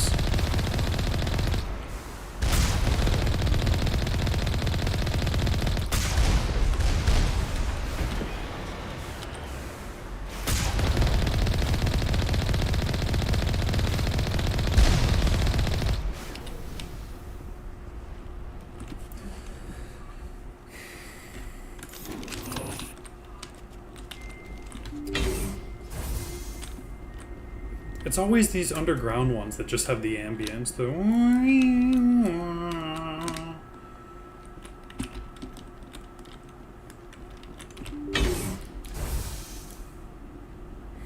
Okay. Oh, how lovely. I hate this. It's always just fucking blocked off.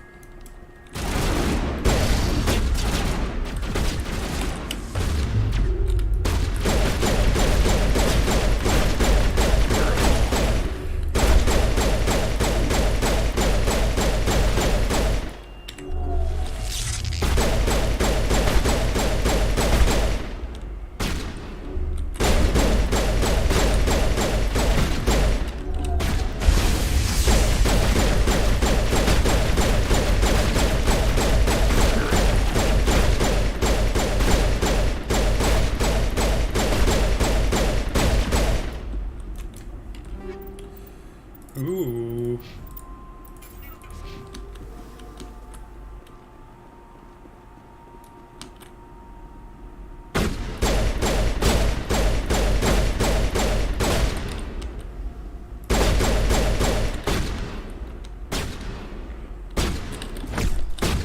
Yeah, just hide in the corner, you fucking pieces of shit.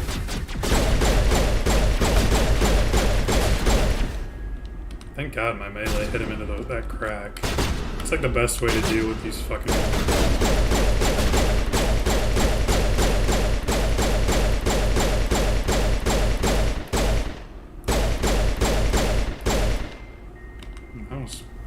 easy.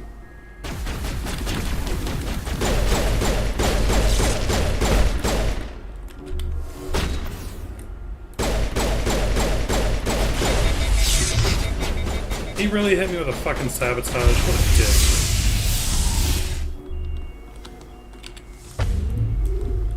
It's a real douche.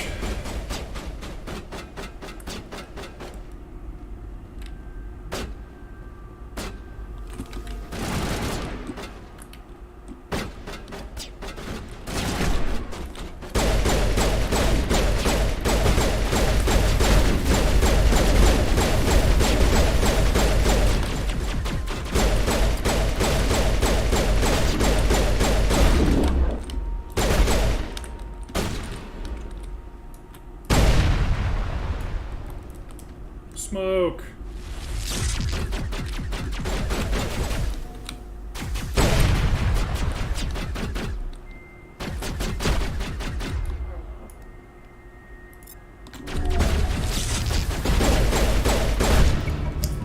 That's the both of them. No doubt Helena Lake will be overjoyed and leaving these scum are no longer a problem.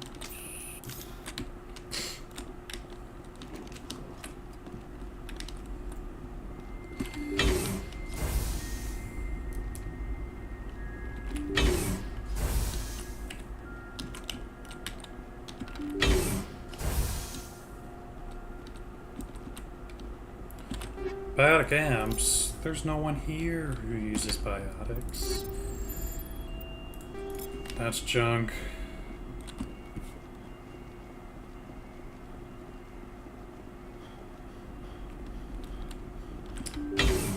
Hello. How are you?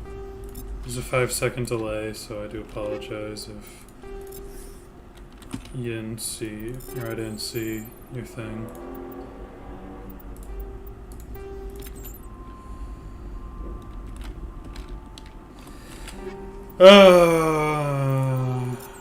I'm doing boring side missions right now. So yeah, that's where I'm at.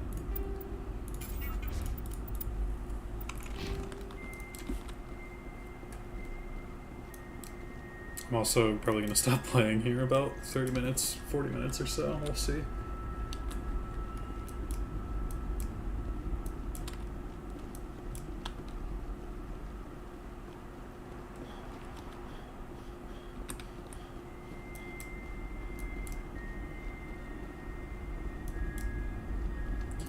It is boring.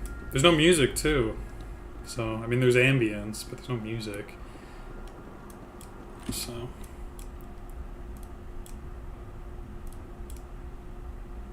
I promise this game's interesting. I promise you this game's fun.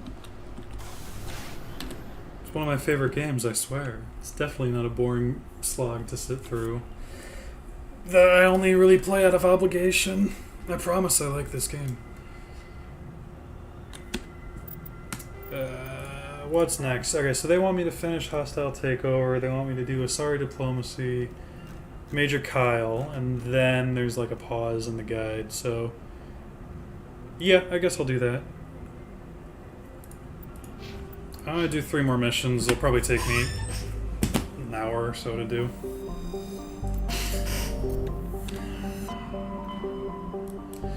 Hostile Takeover, thank you. Fortuna.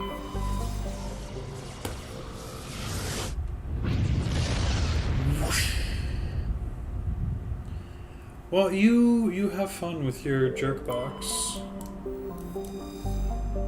Hard data on Wentania is... Oh, you are? I didn't know that. Oh, no, is that where you're... Are you comparing it to being at home? Anyways, hard data on Wentania is very limited. When the system was charted by the Alliance surveyor Coupe, only a small, unmanned flyby probe was spared for the distant world. It is a small rock and ice planet with trace atmosphere of krypton and sulfur dioxide. Normandy's more detailed survey suggests the frozen terrestrial may be a suitable target for mining.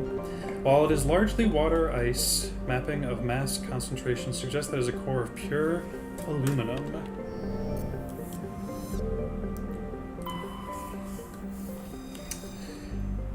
Thurumlan is a frigid world of thick nitrogen argon atmosphere. The crust consists of silicates and various unremarkable ores, but is surprisingly rich in phosphates. Since the atmosphere lacks free oxygen, the phosphates are relatively pure and could be of value in the manufacture of fertilizers and incendiary ammunition. Deposit of plutonium. Meganis is a rock terrestrial with an atmosphere of sulfur dioxide and trace amounts of helium. Scans reveal ancient lava plains on the surface, implying geologically active past. The crust consists of sulfur and basalts, but the planet's mass suggests the core of iron or heavier materials. Cursory drill coring suggests the possibility of simple subterranean life. While scanning the planet Meganis, you discover the remains of a damaged research vessel. Your recon team found no signs of survivors, but they did bring back a Rocam outpost insignia. That's what Paja said. I'm actually at home, like, for real. School I work for on spring break right now.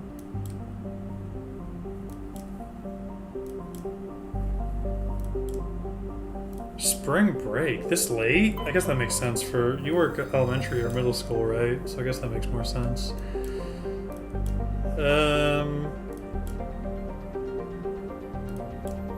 A wedding? Whose wedding? Amaranthine! Oh, Amaranthine! That's from fucking Dragon Age! Oh my god, I'm noticing it. Amaranthine is a chilly rock world with an atmosphere of carbon dioxide and nitrogen. Its frozen surface consists largely of light titanium and aluminum oxides with deposits of thorium and other heavy metals located in the deep crust. Amaranthine was named by the human poet Sofia Cabral during her tour of duty aboard the Alliance surveyor ship Coupe under the dim lights of the red dwarf Fortuna. The surface of this world is lit in rich twilight blues and purples, even at midday.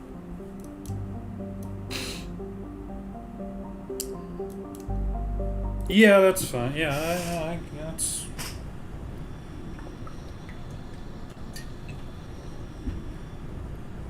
Seems late, but thinking back on it, that was... Bringing Rex, we're bringing Caden. Okay.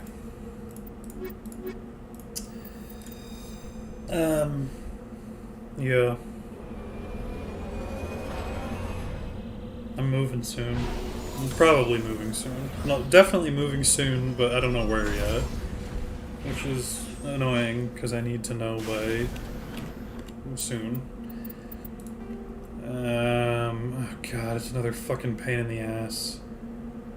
I guess we'll do the iridium, the uranium, thorium, this, that, I guess. God, I wish they designed it in a more friendly way. Amanda's isn't until next week, so mine isn't even too late. I guess that's true. Yeah, because I just... maybe it's gotta be an Arizona thing. Yeah, probably in Arizona.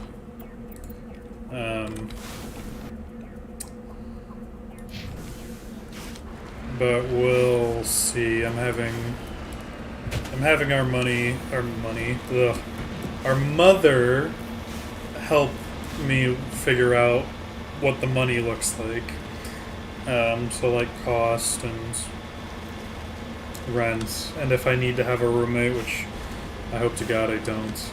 I'm really looking forward to living alone, but we'll see what happens. We'll see if the funds permit that. Which I think they will. I feel like they will. I feel like I make a decent amount with how much I work right now, and I'm hoping to work more often right out of school. And then obviously I'm hoping to get a real job pretty soon as well. So, but the end of the semester feels a lot farther away than it is. It's really only like a month out, because we're already at the end of March somehow. So I should be looking more intently for jobs, but I'm just tired of roommates.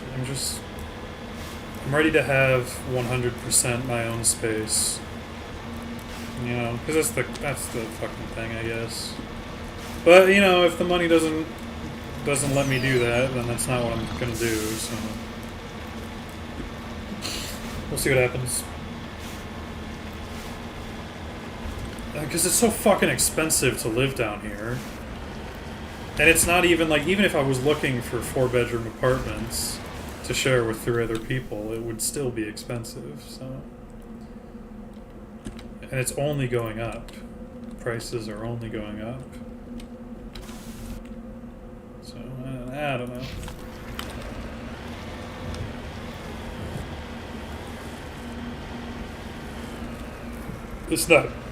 It's not fun. So I wasn't gonna stay down here, but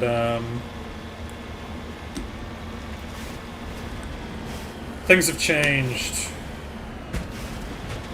New developments have arisen that make me inclined to stay in Arizona for at least a little bit longer.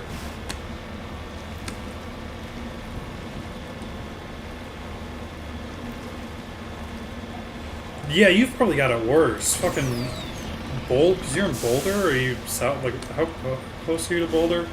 I don't know. You've probably got it worse. It's probably, I shouldn't be bitching, because I feel like Colorado's way more expensive than fucking Tempe, Phoenix area is. Found an intricate beheaded necklace marked with the Galatena colony insignia. Appears to be very old.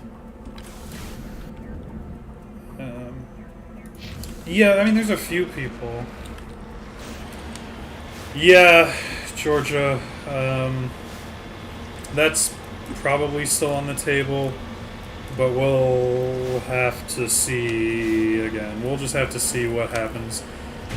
Because I think my plan tentatively right now is to get a however long lease I can get in Arizona right now. Probably a year or so. I feel like that's the standard, to do a year. Stay here for X amount of time. If nothing happens, then I'll probably look elsewhere and we'll see. But it'll just depend. For at least 2 more years. No, thank you. I could not do 800 days or whatever that adds up to. 700 something. Yeah, no, fuck that. Was that 730, I think? Fuck that. But I know it's expensive. I know that's not necessarily a luxury you have, but...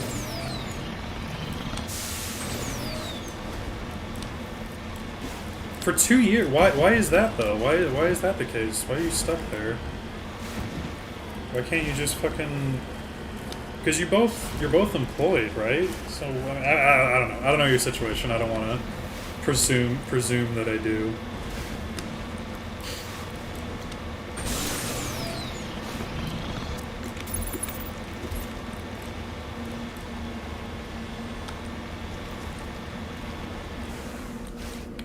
All right, this mission's fun because I won't necessarily have to fight anyone if I'm a little smart with it. Dylan wants to get a house as our next place. I guess. You guys are old. So, yeah, fair enough. Hello again, Commander Shepard. I owe you a debt of gratitude. With my former partners dead, this syndicate is now mine. I could not have done it without you. Those men deserve to die. Now, are we going to have a problem? Not if I can help it, Commander. I hope you can see that I am by far a lesser evil than those men. Under my leadership, this organization will restrict itself to gambling and smuggling illegal technologies. There will be no drugs and no slave-taking for the Batarians. Those days are over. I'm giving you one chance to live through this. Shut this gang down. I cannot believe you place such a high priority on stopping such petty, victimless crimes. If I disband the gang, I walk away free. I have not come so far to be arrested. I would die before going to prison. I would most certainly kill before going to prison. Now, do we have a deal? Yeah. I'll stay. Fuck. know, though. We'll see what happens. I'm not looking forward to moving, because I don't want to have to... I have more shit than I think I do, and I hate. You're free to go. I don't ever want to see this gang again. If I do... You won't. I'm not so foolish as to break my word to a Spectre. Now, if you'll excuse me, my men become nervous in the presence of law enforcement agents. Goodbye, Shepard. Bye-bye. Yes! Level up! And renegade points, yes!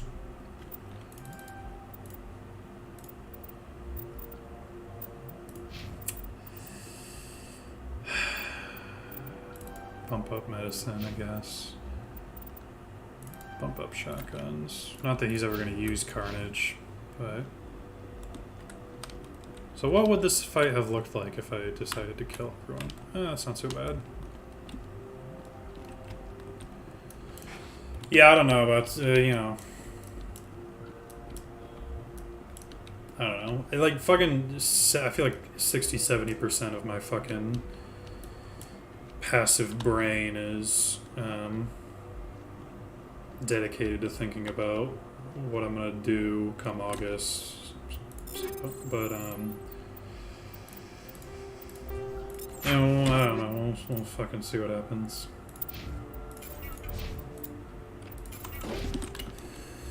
Better than having to move all the way. Yeah, well, the idea was to go back home for a bit. If I didn't have a job lined up, and that's still on the table, was if I don't have a job lined up and an apartment lined up soon,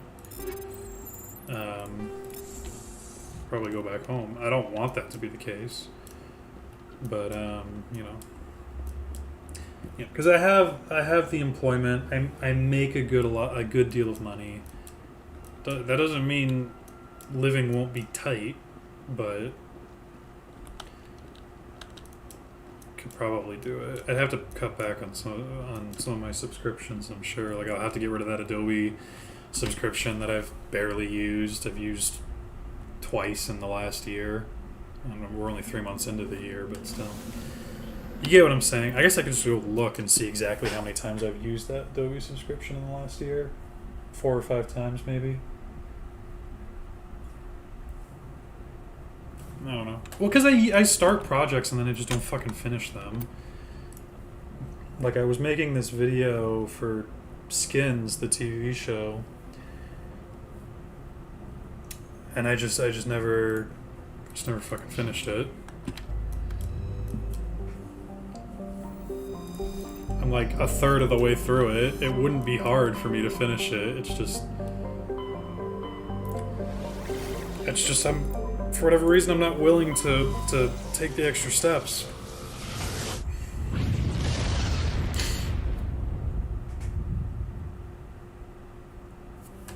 Not the extra steps, just get it done. It wouldn't be hard, it wouldn't take long, but...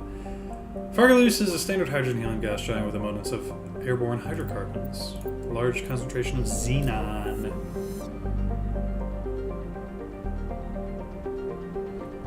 Yeah, that's true. That's true. Patavig is the second of Mastodon's system giant terrestrial planets and by far the more interesting. Most of the surface is covered by a vast sea of liquid ammonia, in which a unique aquatic ammonia-based biosphere has developed. While the frozen continents are largely bereft of life, a rich bounty of complex organisms, many larger than a human, flourish in the chilly, toxic seas.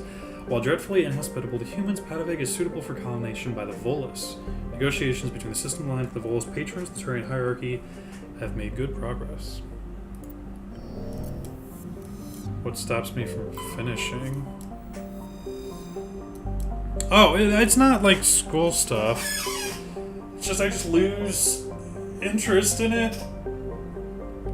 I don't know. I think my issue is that I watch it because I was doing it by episode, and I would do a segment on the episode, and then I would edit it and I'd put all the pieces together. It doesn't take that long. It takes like maybe an hour to edit each episode. So if to do a whole season would take me only like 9 hours to do, which isn't that much, but I would edit it and then I would watch it back, and I think my issue is I watch it back, I'm like, this is just fucking kind of boring, or I don't have as much to say about this as I thought I did, so... Portland is an enormous terrestrial planet, half, again, the size of Earth. Despite its thick atmosphere, the weak output of the red dwarf Mastodon leaves the surface biting cold. The crust is mainly composed of silica, but significant deposits of iron and other industrial metals are present. These lodes may prove rich enough to be profitably mined despite the heavy gravity. He was scanning the planet Portland when a strange signal came in orbit. Navigator Presley determined the signal was from an ancient beacon. Their salvage team brought the beacon aboard and found one of Matriarch Dillanaga's writings in its storage compartment. Warning, level 1 pressure hazard. Shargila is a very dense atmosphere of ammonia and oxygen, and its temperate surface is mainly composed of alumina, which deposits of sulfur. With deposits of sulfur, convoys in the system have recently logged a number of unregistered vessels operating nearby. Shargila is an extensive silicon-based oxygen-breathing ecology. Heavily populated areas are covered with fine silicon dioxide dust. The respiratory byproduct of the world's higher animal forms, high-speed surface winds, often laden with abrasive silica dust, present a hazard. In areas where the wind deposits a great deal of silica, footing can be treacherous. EVAs are discouraged. I guess. I don't know, like... I think I just need to get it all down first, because I think the problem was what I was doing... I'm bringing Liara and Garrus, okay. What I was doing was just watching the episode and then writing what I thought about the episode, and then if I noticed anything, like any themes. So what I was, when I did the second episode of the show, the I don't know if you've watched Skins. I can't remember if that was something you watched or if that was just something me and our mother watched. But the character Cassie has like an eating disorder. So a big part of that, of her episode, which is the second episode of the show, is food. And you like get why she has an eating disorder, because every time we see food in the episode, it's always juxtaposed with something that she thinks is like gross or repulsive.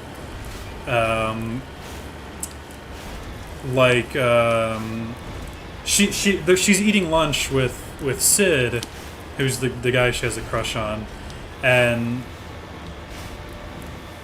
you know it's going well or whatever, and then the second Tony shows up, who's like this abusive best friend of Sid, that's the juxtaposition, right? Because it's the food juxtaposed with Tony, who she views as an abuser, thus viewing him as disgusting, and thus by extension the food is viewed as disgusting.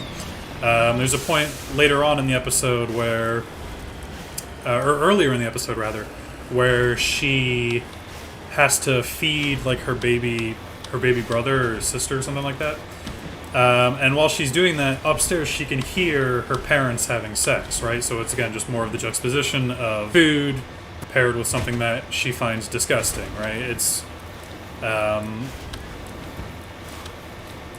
it plays into the eating disorder. So that, like that, so that's something interesting that I noticed while I was watching the episode. So I point that out.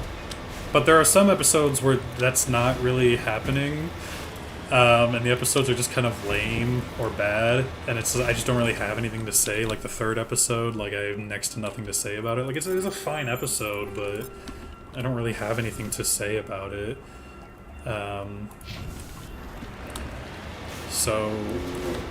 But the problem is that I can't just take out that chunk of episode 2 that I noticed and then just put it in its own video, because then it's like a minute and a half video. It's like, what's the point? Like,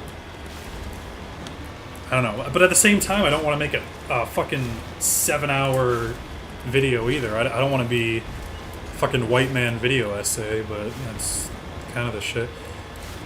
It's really, well, I was gonna say it's really good. I don't know if it is. What year? Gosh, I want to say like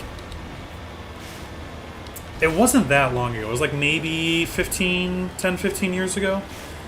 It stars a lot of people who would like go on to do. It was a British show. Well, the first 2 seasons at least. I haven't seen the 3rd and 4th seasons. I think there's actually 6 seasons, 7 seasons. I don't know, but the first 2 seasons are the only ones I've watched. But it's good. I don't know if it's really good, but it is good. It definitely, I think, had a greater impact on me when I was the age of the kids on the show. But and I talked to our mother about this because she watched the show too. She's the one who told me to watch the show. I don't know why she didn't tell you to watch it. Maybe she did. Maybe you don't remember. But and I recognized this even when I was like 13, 14, whenever I first watched the show. It just got too like soap opera-y and like way too overdramatic because it's about a bunch of like stoner kids, right? And like the antics they get up to. And like it's dramatic, it's a drama, and sometimes it's a little over dramatic, right? But like I don't know, it just there's a point in the 2nd season where it just got a little. It's like a weird tone shift from like regular stuff that like I don't know how to describe it without, and I don't want to spoil anything either, but it gets to be there's a little too much melodrama going on. So I do think the first 2 seasons are good. I haven't rewatched the 2nd season since like probably like 6 or 7 years ago. But no, back to what was I was gonna say something. I lost my train of thought. But the idea for that Skins video was to watch the entire show and talk about it, because I haven't seen anything past the 2nd season. Because the way the 2nd season ends, they kind of finish with like the set of characters that we had been following, and they introduce new characters for seasons. I presume seasons 3 onwards, and I kind of lost interest in that. It's not clear who lived here, but it appears to be abandoned for some time. The container and the tent held, among other things, one of Matriarch Dylan writings. I've been on my TV show watching lately, only really watching The Last of Us, and that's it. It's a weird show. I'd say give it a shot. I'd say I think, funnily enough, the first episode is actually one of the worst episodes. But I'd say give the first 2 episodes a try. If it doesn't hook you, then you don't need to watch it. But give it a try. You might like it. But I did watch The Last of Us, and that was very good. I think the show got worse as it went, but like the first 4 episodes I think were really, really good. Yeah, and it's not that they aged out, it's just that they moved on to bigger things. Like, the guy who plays Tony is Nicholas Hoult, who I don't know if you know who that is off the top of your head, but he was in some of the X-Men movies. He was in that movie The Menu that just came out last year. He was in that Warm Bodies movie, which was the zombie romance movie, if you remember that, from like 2013, 2012. It had Dev Patel, who... Yeah. I still think the Last of Us show was good, but I think the ending was starting to lose me a little bit. With my issue with it was that it just became the video game, which is fine. The video game's good, but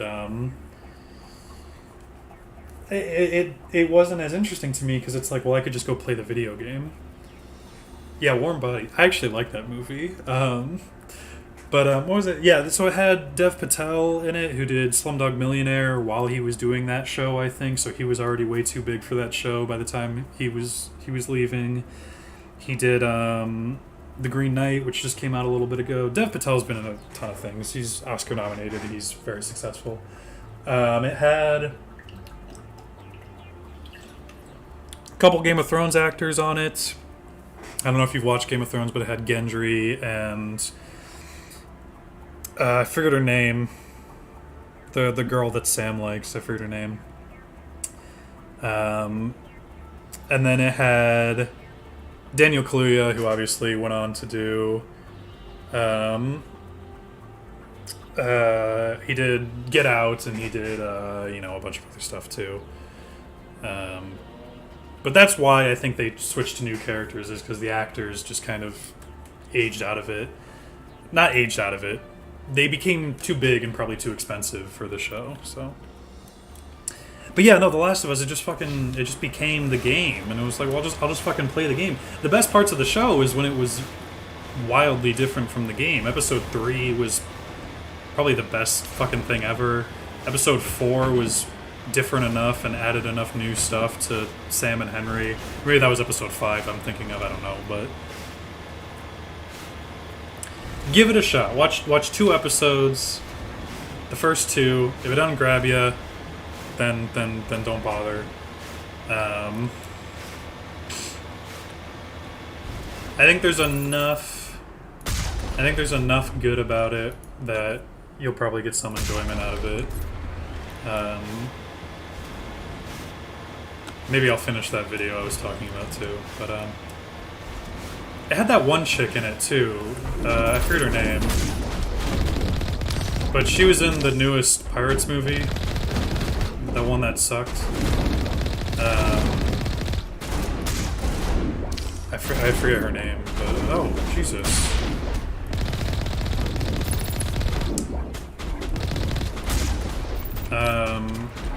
But yeah, give it a try. If you like it, cool. If not, it's fine. You don't have to.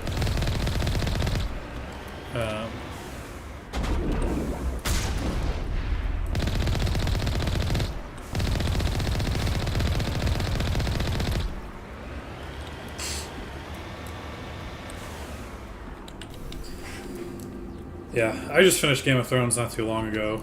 Probably in like January, February maybe. Which, I remembered all the characters' names as I was watching it, but the second the show ended, I lost them. I should be around in April. I can't imagine. God, that's so loud. I can't imagine why I wouldn't be. Oh, I didn't quick save. God damn it.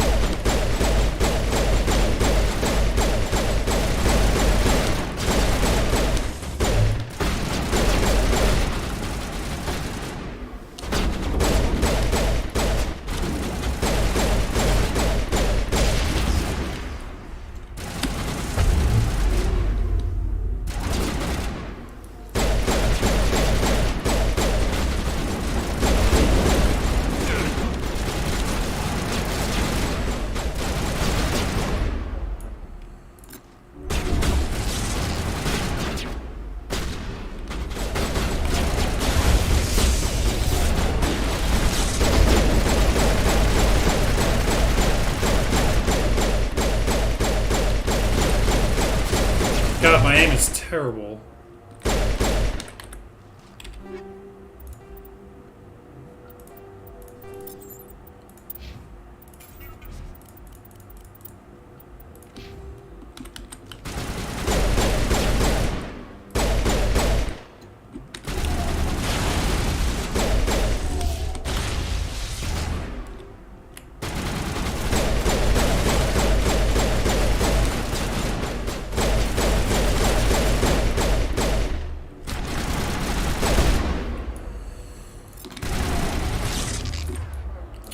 God, I totally forgot I had fucking teammates that could do abilities.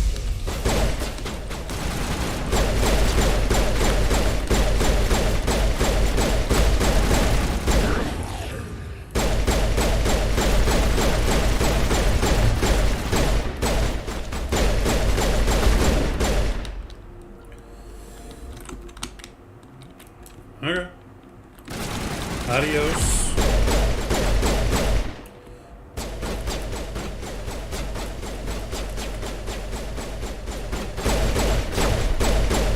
Oh, don't insta-kill me, please. Oh, thank God.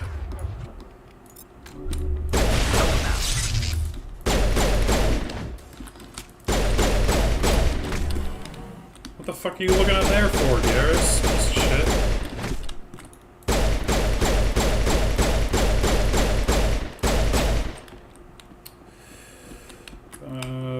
Okay. Finish up here. Do this mission. Do one more or so after this, and then call it a night. Because I'm not sleepy. But I do have homework I want to do.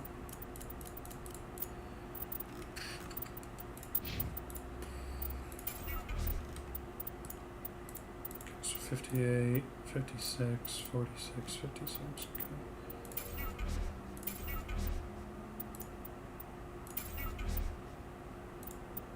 okay. Yeah. Yeah, something like that.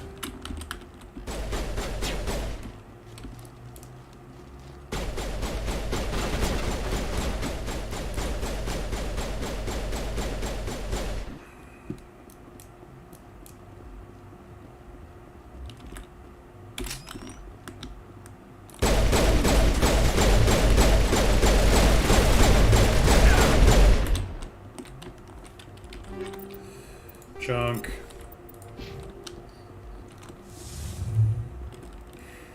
Why am I still dying? How long does warp last? Jesus Christ.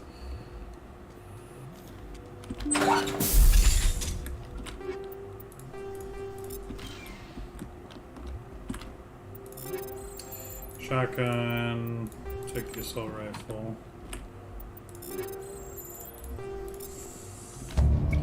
Discover evidence that the Asari leading these slavers is Nasania Dantius, an important ambassador on the Citadel. Our sisters.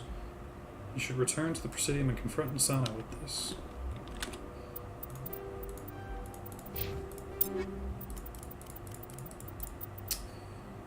Okay. Garrus.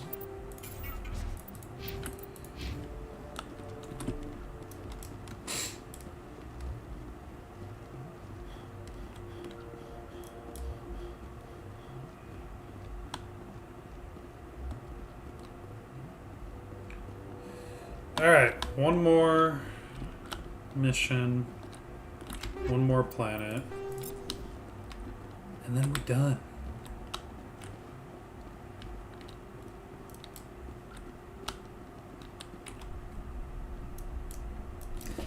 Done for a bit. Can't believe I was fucking... Even if I played for another 2 hours, I would not be able to finish today. What the fuck was I thinking? Did I really think I was far enough along? God, I dropped even more frames. I've dropped 1,000 frames. What the hell is that about? Why does my internet keep dying? Major Kyle, Hawking Edda, you got it. You know what? Let me go pee.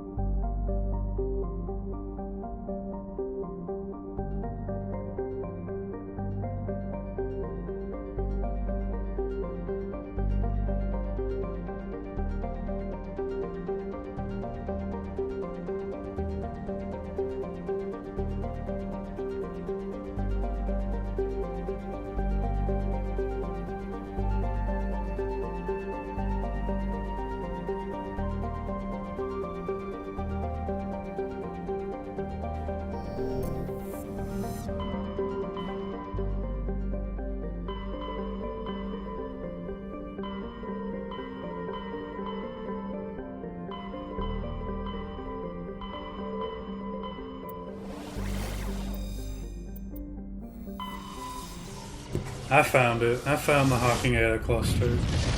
Took me a minute. But I got it. Message coming in, Commander. Big surprise. The Alliance needs you again. No. Shepard, this is Admiral Hackett with Alliance Command. We've got a mission for you. Major Kyle, your commanding officer Torfin, has set up a small compound in the Hawking Eta cluster. He's attracted a number of biotic followers. He's become an outspoken critic of the Alliance, and we believe he's mentally unstable. This could be trouble, Shepard. What kind of proof do you have that the Major is dangerous? 3 days ago, we sent 2 Alliance representatives to meet with him at his compound. They've disappeared. We believe Kyle and his followers killed them. That compound is a cult, Shepard. They call him Father Kyle now. He set himself up as some kind of religious leader. You said his followers were biotics? Yes. Major Kyle never showed any biotic tendencies himself, though. I think he's just latched onto a group he identifies with. Many biotics feel marginalized or ostracized by society. Kyle probably sees them as victims who need his protection, and they see him as someone who will fight for them. Unfortunately, he's convinced them that the Alliance is somehow responsible for all their problems. We can't let him go on like this. What were those Alliance representatives going to talk to Major Kyle about? They wanted to bring him back to an Alliance facility for treatment. Major Kyle served us faithfully for many years. We weren't going to abandon him. Given his state of mind, however, he probably saw them as a threat. We're almost certain he had his followers killed him. What else can you tell me about Major Kyle? He's not the same man you served under. He feels responsible for the Alliance soldiers who died at Torfin. His psych evaluations showed he couldn't handle the stress of command anymore. He was given an honorable discharge in early retirement. We'd hoped he would get better in time, but we underestimated how far gone he was.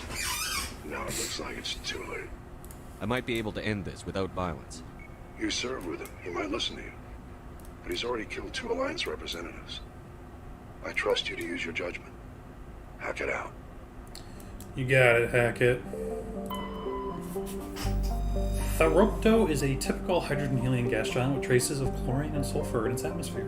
It has over 100 moons and an extensive ring system composed of pulverized rock, presumably the debris from shattered moons. While scanning the planet, Tharopto discovered a tiny moon and some odd readings.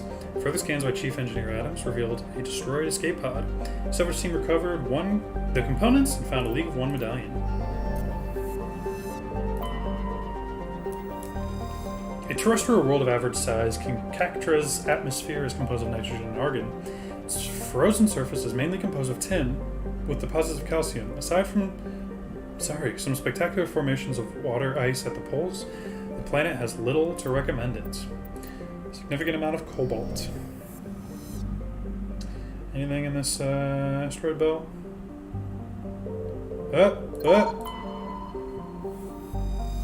Metal-rich asteroid. Palladium. Temahera has a thin atmosphere of carbon dioxide and xenon. The surface is icy, composed of sodium oxide with a positive calcium. It contains a few remarkable metals, but mainly consists of rock. The presence of canyons and floodplains indicates that liquid water once existed, suggesting Temahera had a thicker insulating atmosphere in the past.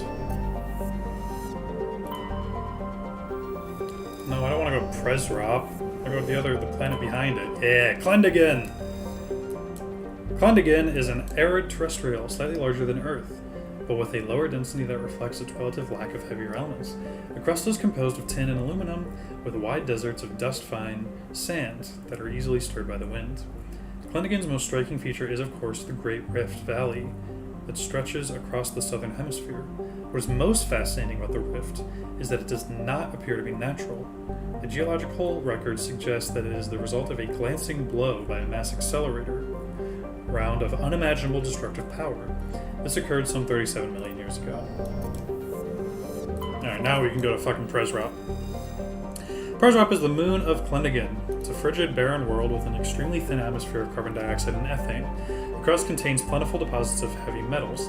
The Alliance has opened bidding for the moon's mineral rights, but exploitation will be complicated by the system's proximity to the 5 kiloparsec region around the galactic core. The ring is an area of intense star formation and too dangerous to safely travel. Presrop's landscape is a nightmare of jagged and overlapping ridges and geological shock zones created by some ancient disaster. that has not deterred a generation of illegal wildcat miners from attempting to exploit the moon's mineral riches. Unfortunately, many have lost their lives. Very interesting.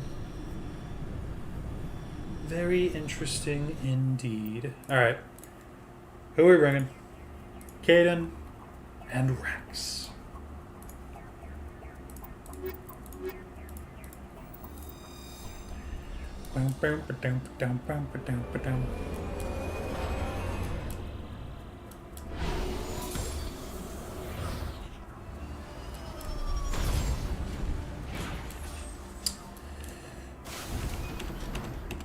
Okay, Major Kyle. Oh, thank God, there's a Thresher Maw, but it looks like it doesn't have to go through it. Do I want to do bop, bop, bop, bop, bop, bop, bop? Yeah. I guess I could go fight the fucking Thresher Maw, but what would be the point? Experience? Maybe I want the experience, actually. What level am I? 25? 5 away from max rank. Couldn't hurt. Couldn't hurt. I never seem to actually reach max rank 2. I always seem to get level 27, level 28, somewhere in there. So maybe that XP will put me over the edge. Who knows? This cluster of prefab utility shacks has a distinctly ramshackle look to them. A set of rover tracks leads away over the mountain ridge to the southwest. Southwest. It's over here.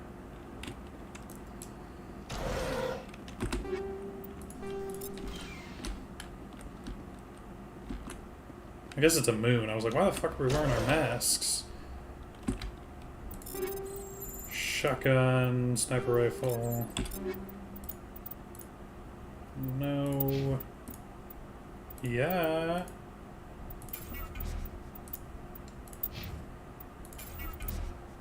Oh, snap. It's the exact same armor. Ah.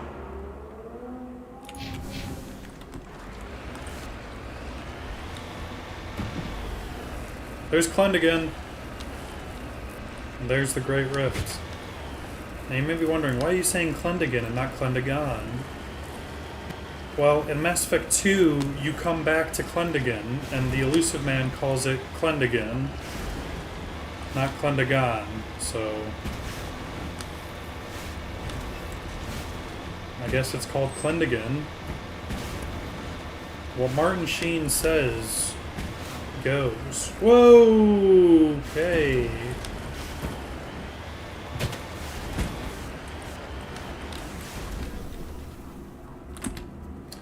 Digging under the beacon revealed a piece of scrap metal likely from the old freighter, with the Macedon outpost insignia. The front of the rover is crumpled in from him. A glance inside tells you the occupants probably a team of illegal wildcat miners are dead. Debris is still sliding down the furrows left by its tires, silent in the near vacuum atmosphere.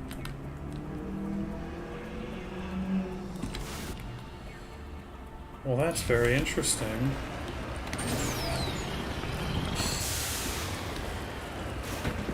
Whoa!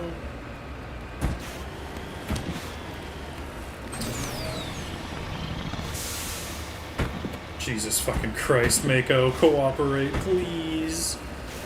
Please.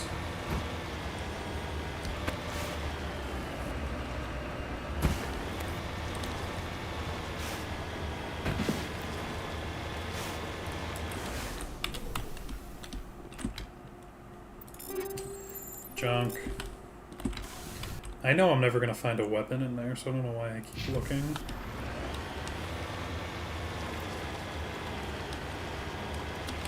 Hang on. Would it be quicker to leave the planet, come back, and then... No, I'm just gonna fucking go here. But the answer is yes, it probably would be quicker. You know what? We'll see.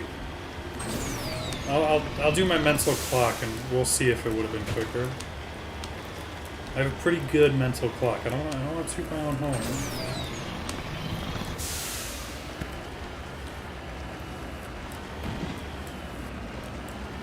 I have a pretty good mental clock. I dropped more frames at some point. I don't know when that happened, but I did. It's gotta be when I'm loading into the planet or something. I'm trying to think of when it could be and why it...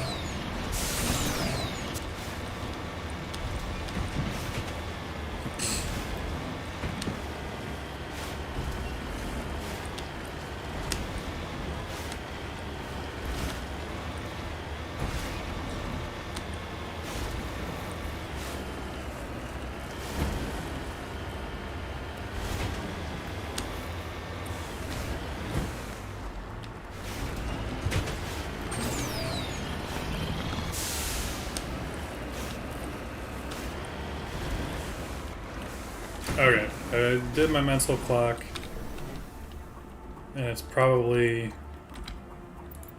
was quicker just to stay on the planet. Alright, there's mercenaries up here? Okay.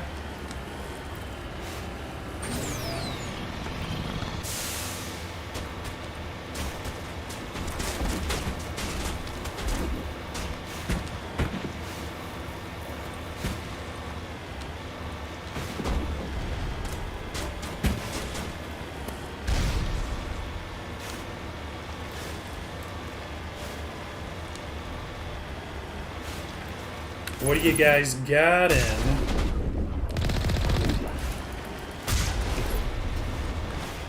What do we got in over here?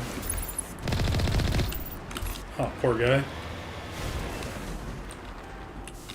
Is that it? Is it just that there's mercenaries here? Is that all? Yeah. What a waste of my time.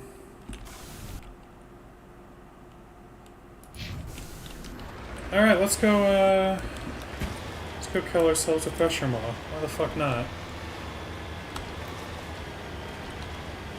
Something to do, because there's a good chance I will not be killing Major Kyle, so...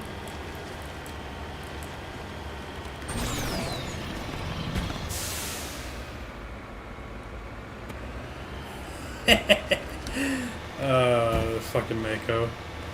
You make me live!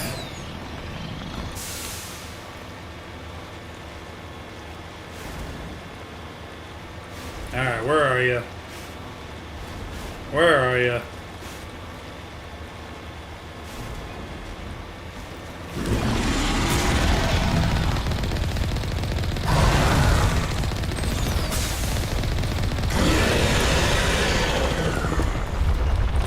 Oh, ha, ha, ha, ha.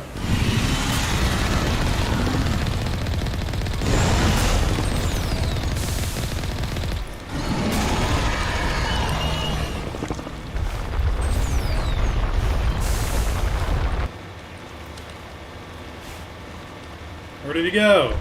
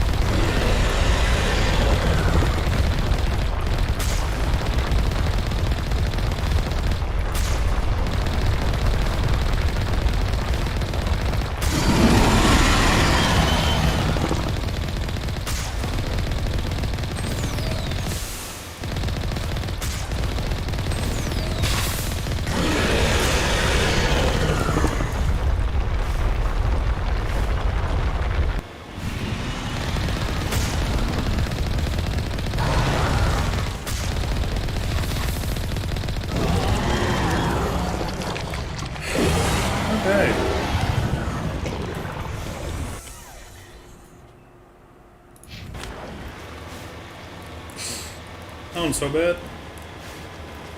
How close am I to level up now? Not very.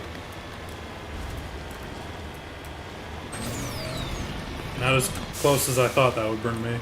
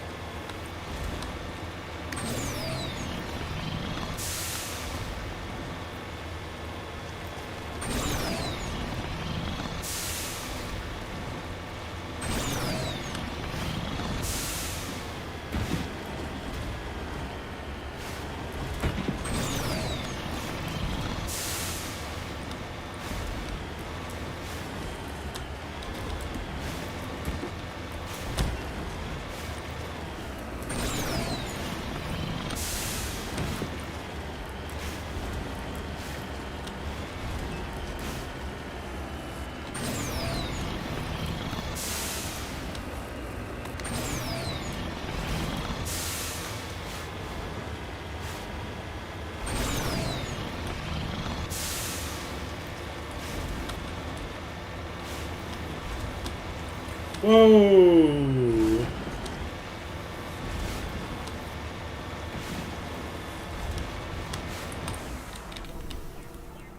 Gold!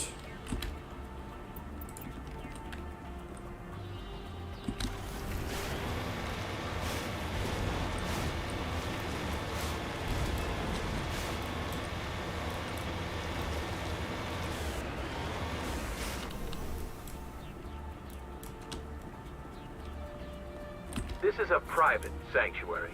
Outsiders are not welcome here. I need to talk to the man in charge. It's important. Father Kyle wants nothing more to do with the Alliance. My name is Commander Shepard. Major Kyle knows me. I have to speak to him. Wait. Father Kyle will speak with you. Head to the building at the far end of the compound. He'll meet you there. But first, I have to loot this building. I'm sure you can understand.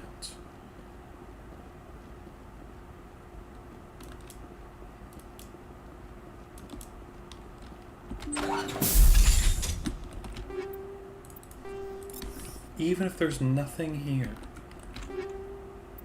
I have to loot the building. Father Kyle says other humans are scared of us because they know we're better than them. True. You are better than us. Those other men from the Alliance tried to kill Father Kyle. Did they? Father Kyle says other humans are scared of us because they know we're better than them. Is he drugging these people? Why are they fucking talking like that? Fucking Rex. You are out of place here. Where's Kaidan? If you try to take Father Kyle away from us, you'll end up like those other Alliance soldiers. Alright, there's not much here. Just because we're biotics doesn't mean we don't deserve to be treated fairly. Sure. Fuck did Kaidan go? Oh! Father Kyle says we biotics have to stick together. I don't doubt that he does. Kaidan, what the fuck are you doing over here? Ah, he's stuck. Poor guy.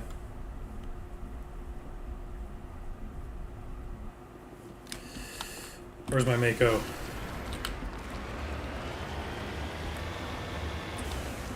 On my way.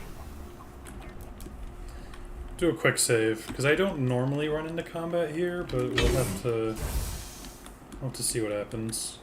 We can't trust the Alliance. If you try to take Father Kyle away from us, you'll end up like those other Alliance soldiers. Think so? We have a Krogan with us. You guys are just like regular people.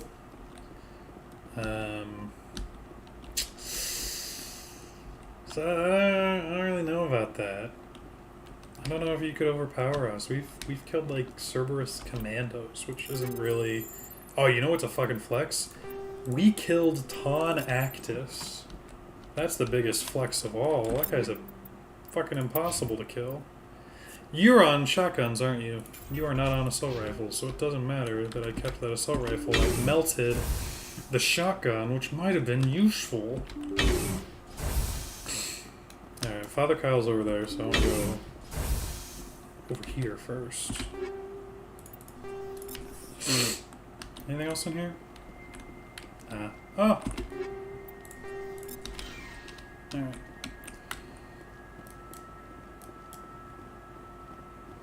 Father. I know you, the Butcher of Torfan.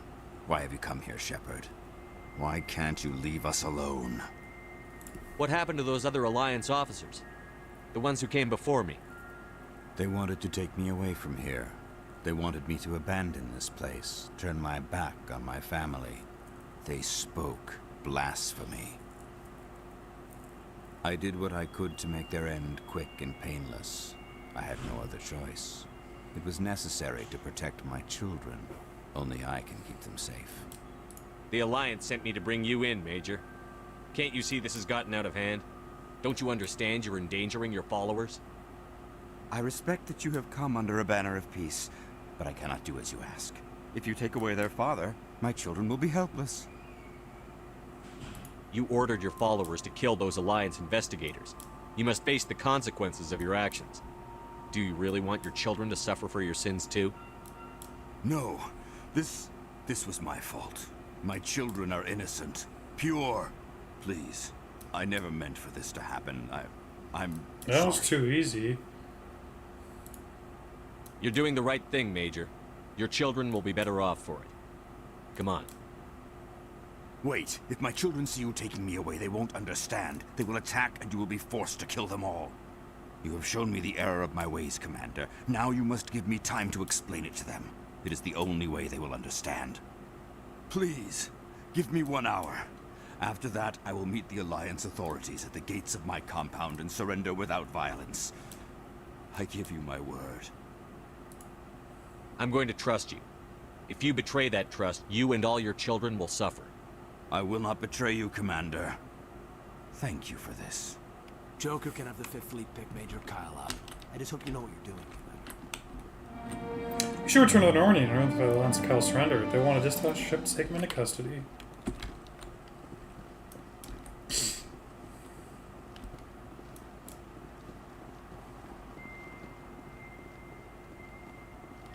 Everyone looks at us like we're freaks, just because we have biotics.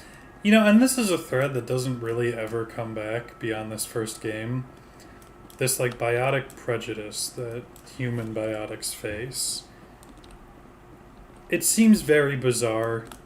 It feels like an idea that was growing, that eventually became the mages in Dragon Age. It seems so strange. It seems very strange. Let's go back to the fucking Normandy.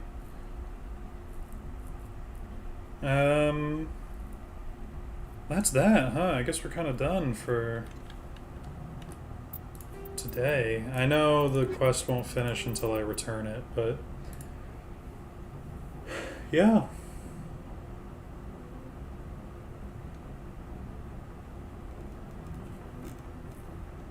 Let me go ahead and save. 16 hours. 19 hours on PresRep. We're almost done. We're actually a lot closer than I think we are. Yeah, we'll call it. Thanks for stopping by. If you did. If not, that's fine.